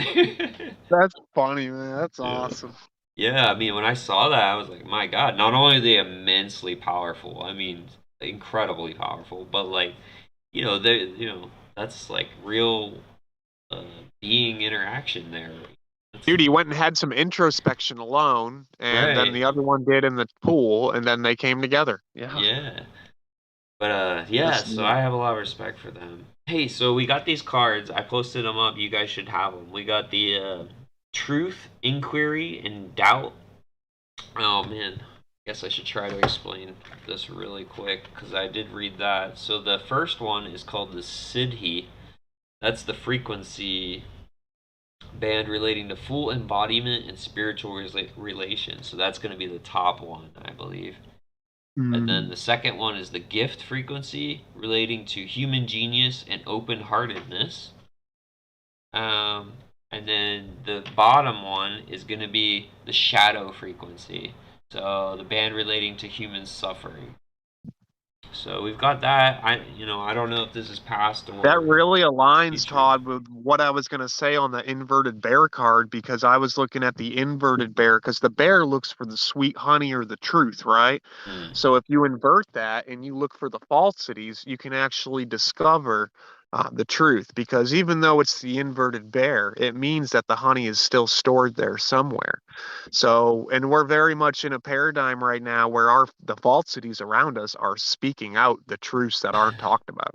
Right. And these cards, it really doubt, suspicion, self-doubt, all of that is looking towards that deep doubt is powerful. It's like one of the most powerful tools when you won't just accept something blindly and you have to keep cutting it down for the eventual truth that you're going to arrive at. So I mean that's huge, and we're at a huge time right now coming up. Like we're at this end of almost now this year and a half cycle of their fear games. So we're coming into whatever the fuck their event's gonna be. Like, I mean, if this hasn't already been it in itself, but I Yeah, I imagine think it you know was. they're. I mean, it probably was. So, I mean, I think people are really done with it. I'm really hoping it's a positive movement out of this thing. But and I think these cards speak to it. Like, and how would we do that? We would do it through forgiveness, understanding, Exactly. and tolerance, right? I mean, it would be through, yeah, look at nitpicking. Like, So the healthy side of nitpicking would be the awareness. So you don't get caught up in judgment, you get caught up in awareness, right? You don't have to throw the comparison necessarily behind it that they ought to have done something different with their experience, since you can see it from their shoes. You can just keep it to an awareness level, like, hey, looks like from your perspective this was chosen. You know, why? Or, you can keep it, let them judge themselves, or you don't even have to let there be judgment necessarily, but just the realization though is important. It's You can't just turn a blind eye like our culture has done for so long now. I mean, how have we even gotten into this mess? Has been from not speaking up, has been from being just passive. It's a time of not being passive anymore. It's a time of, look what we're down to. It's about to be a direct attack on pretty much children. It's what it looks like to me. So, I mean, at that point, is there anything left like that you even want to stand for? I mean, that should be the most ultimate thing that we as a species care about the most in this realm, is our future. So you'd think the children would be something that would really, if there was ever going to be a spot that would trigger us into actually coming together, doing a grassroots movement to get ourselves picked up by our own bootstraps, it would be about now. Like, it would be coming up right It's here. happening. It's totally happening. I mean, it is. And I'm just such a gas pedal all the way down person, like Mars, Aries, with the sun there too. So, I mean, in the seventh for relationships. So, I'm always that one in the relationship, like, go, go, go, go, go, go, go. Like, we're not even going to think about it. We're just going to do, do, do, do. We're going to trust our muscle memory everywhere, and it's just going to execute. We don't even have to think. Yeah. Um, So, but Caitlin, do you have any insight on these as well? Are you familiar with the gene keys? But I'll be honest, I was about to pee my pants, so I had to Go pee your run. you're don't good. pee your pants. Go ahead. No, I went. I went. Okay. So I missed. I heard the first one, but if I remember it, I don't. Oh, And all good. what are they? Because I might 63 card and the four. They're in the 63 and 4. divinatory delineation as well. Oh, yeah, yeah. Truth What's and query and doubt on the 63 portal, and then on the 4 we got forgiveness, understanding, and tolerance. Apathetic, not nitpicking. ah, yeah. I wonder if I. Let's see. You said 64. 63. 63, yeah, 63 63. and 4. that's 63 neat. and Yeah, 4. just give us that So 67. yeah, okay. I got the. I have a lot of like the PDFs of these gene keys on my desktop. So Nice. Cool, awesome. See what we got here. this is cool that the 63rd gene key is pulled because the physiology for that is the pineal gland. Um, we've been talking about dreams, liminal dreaming. I think Mm-hmm. is a great, like, for those of you who I know sometimes I like to like understand what is the functioning of my body when I do something like dreaming can Mm-hmm. be helpful. So focusing on the pineal gland. It's probably good exercise for it to Yeah. actually. I mean, that's how it gets its exercise almost.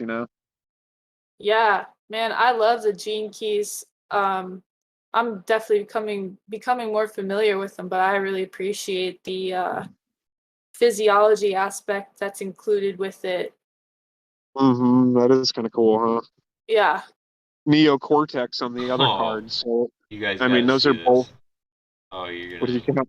Oh my god. Hold on. Oh, Todd's got a revelation over here. Well, 101. I found a great. Look at this image that just came up. Oh, One yeah. at 101.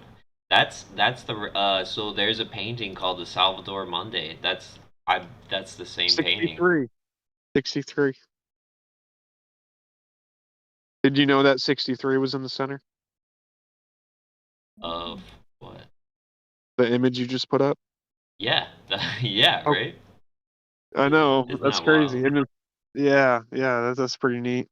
Yeah, that's the those angles right there are 150 degrees. Check those angles out. That's all 150-degree quincunx rarest angles out there. That's why we exist on like a real small 2-degree band or three almost 3%. That's why only 3% of our genes are activated. It's all a play on the tip because what happens is on the apex of a gem or a facet you have the rarest angle that forms in the very inside of all the other ones, and it's where the light happens at. It's where it picks up the most outer surface spot and brings it all together and creates light. And so those angles right there create our entire system of light that we're in right now. It's pretty interesting. If you look on a zodiac wheel and you put 150-degree angles around the zodiac wheel, it would create a circle in the center. So it would make the circle of light. So it shows you that it's the snake eating its tail, it's the Lucifer, the luminary system. It's pretty awesome. The It's eight not eight. something right, it is, yeah. When we got Gene Key 63, truth, inquiry, doubt, reaching the source. Yep, that's pretty. Nathan just posted that. Um, big That's Pisces an connection. Yep. Yeah, an interesting connection. I just noticed, just like quick scanning the two different gene key documents on the fourth gene key Yeah. and the 63rd. It says that the shadow of the fourth gene key is logic. Um, Funny.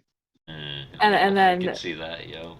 and then what I saw with the 63rd gene key was I thought that I had read there's something about logic in there. Um. Um, Oh well, at the bottom it says the channel of reason. It's also oh, got the this is, Pisces. yeah. This sign says infinity is a logical impossibility, and yet the human brain is designed in such a way that it can conceptualize this paradox. So to me, I'm seeing the paradox of like balancing logic and maybe more Absolutely. intuition. Absolutely. That's beautiful. That's interesting. Yeah, Nathan he threw a couple good ones up.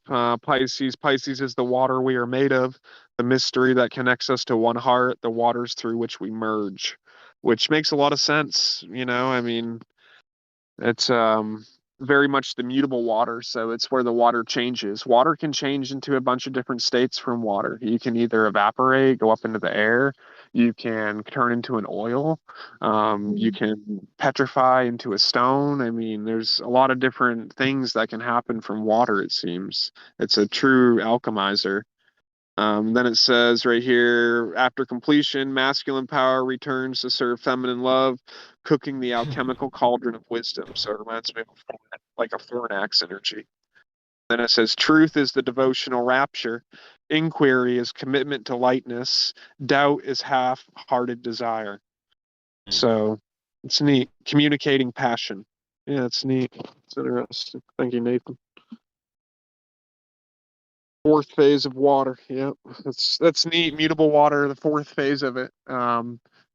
It's test on the cross right there too, and it's probably why you see that Christ died on the cross. That world consciousness is Pisces. It's Jupiter's night house, so I mean, it's very much associated with. I've even heard things too where we're stuck in terms of the precession of the equinox. We haven't been able to advance out of Pisces, and we're actually in a time loop, and we're about to the Mm. point where it loops back into early Pisces near 0-degree Aries again, and it's going to run us through our course. But at this time, instead of the time loop, we're actually advancing, and we didn't get pulled back. So we Yay. didn't.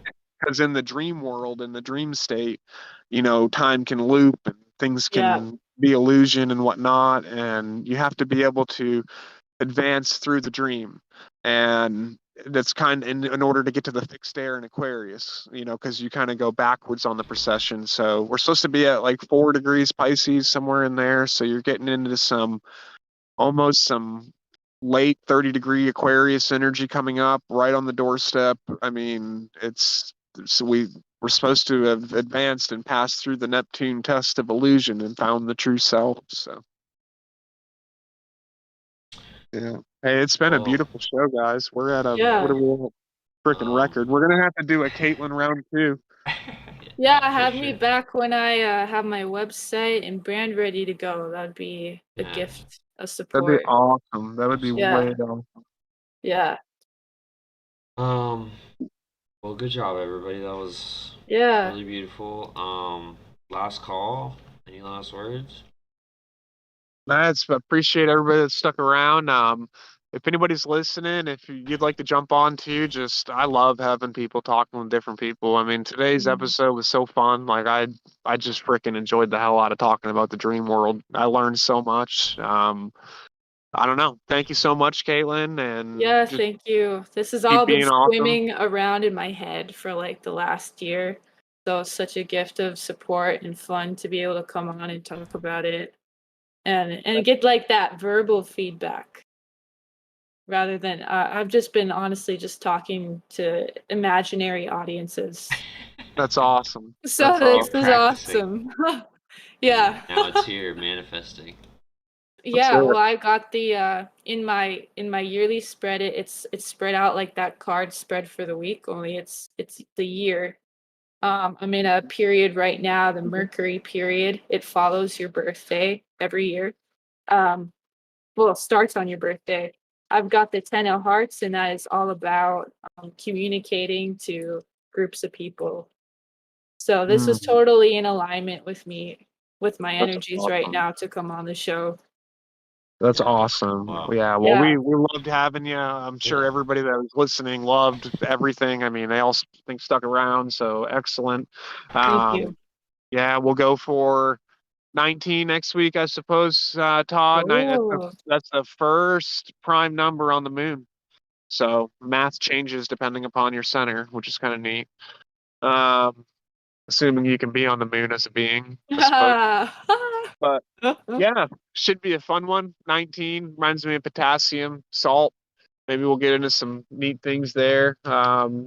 Yeah, Kaylin, always drop us a line, give us updates. You know, I'd love to update people. I'm sure a lot of people would love to participate in some kind of, just active dream evolving, evolving the yeah, state of how we dream, coming together to share knowledge, to share experiences. When you get people together, you actually start to discover real things that aren't on the media, aren't on the internet. You actually see what is in the fields right directly around you, and you can see how energy really works. Yep. So, and yeah.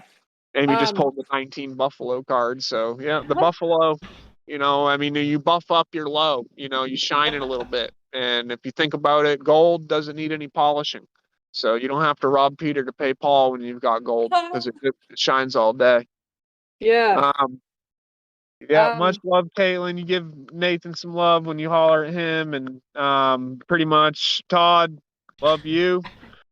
And are you doing we might be doing a live show at some point somewhere with maybe Ben in West Virginia. I don't even know. We got I don't something know. in the mix We'll figure it somewhere. out someday.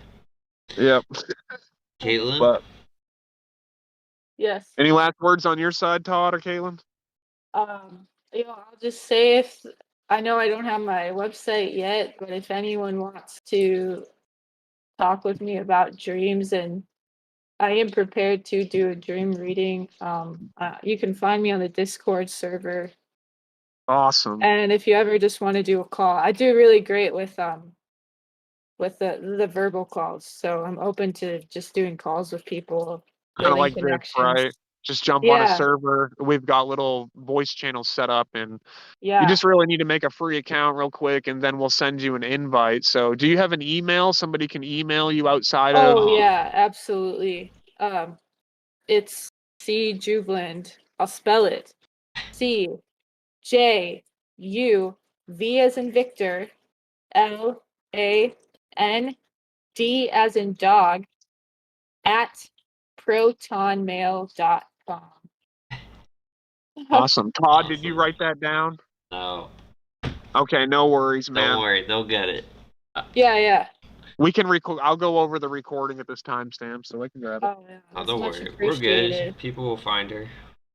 Right. Um, Well, I'm the hermit cave woman, so like I'm meant to be. I'm like elusive, kind of hidden, but once you find me, I'm gonna sit you down, give you a cup of tea, and we're gonna talk about your dreams. Awesome. wow, sounds amazing. Well, I All already got right, one person that'll be contacting you. there you go. Cool. Nice. All right, everybody. Well, thanks for tuning in. Y'all have a great week, and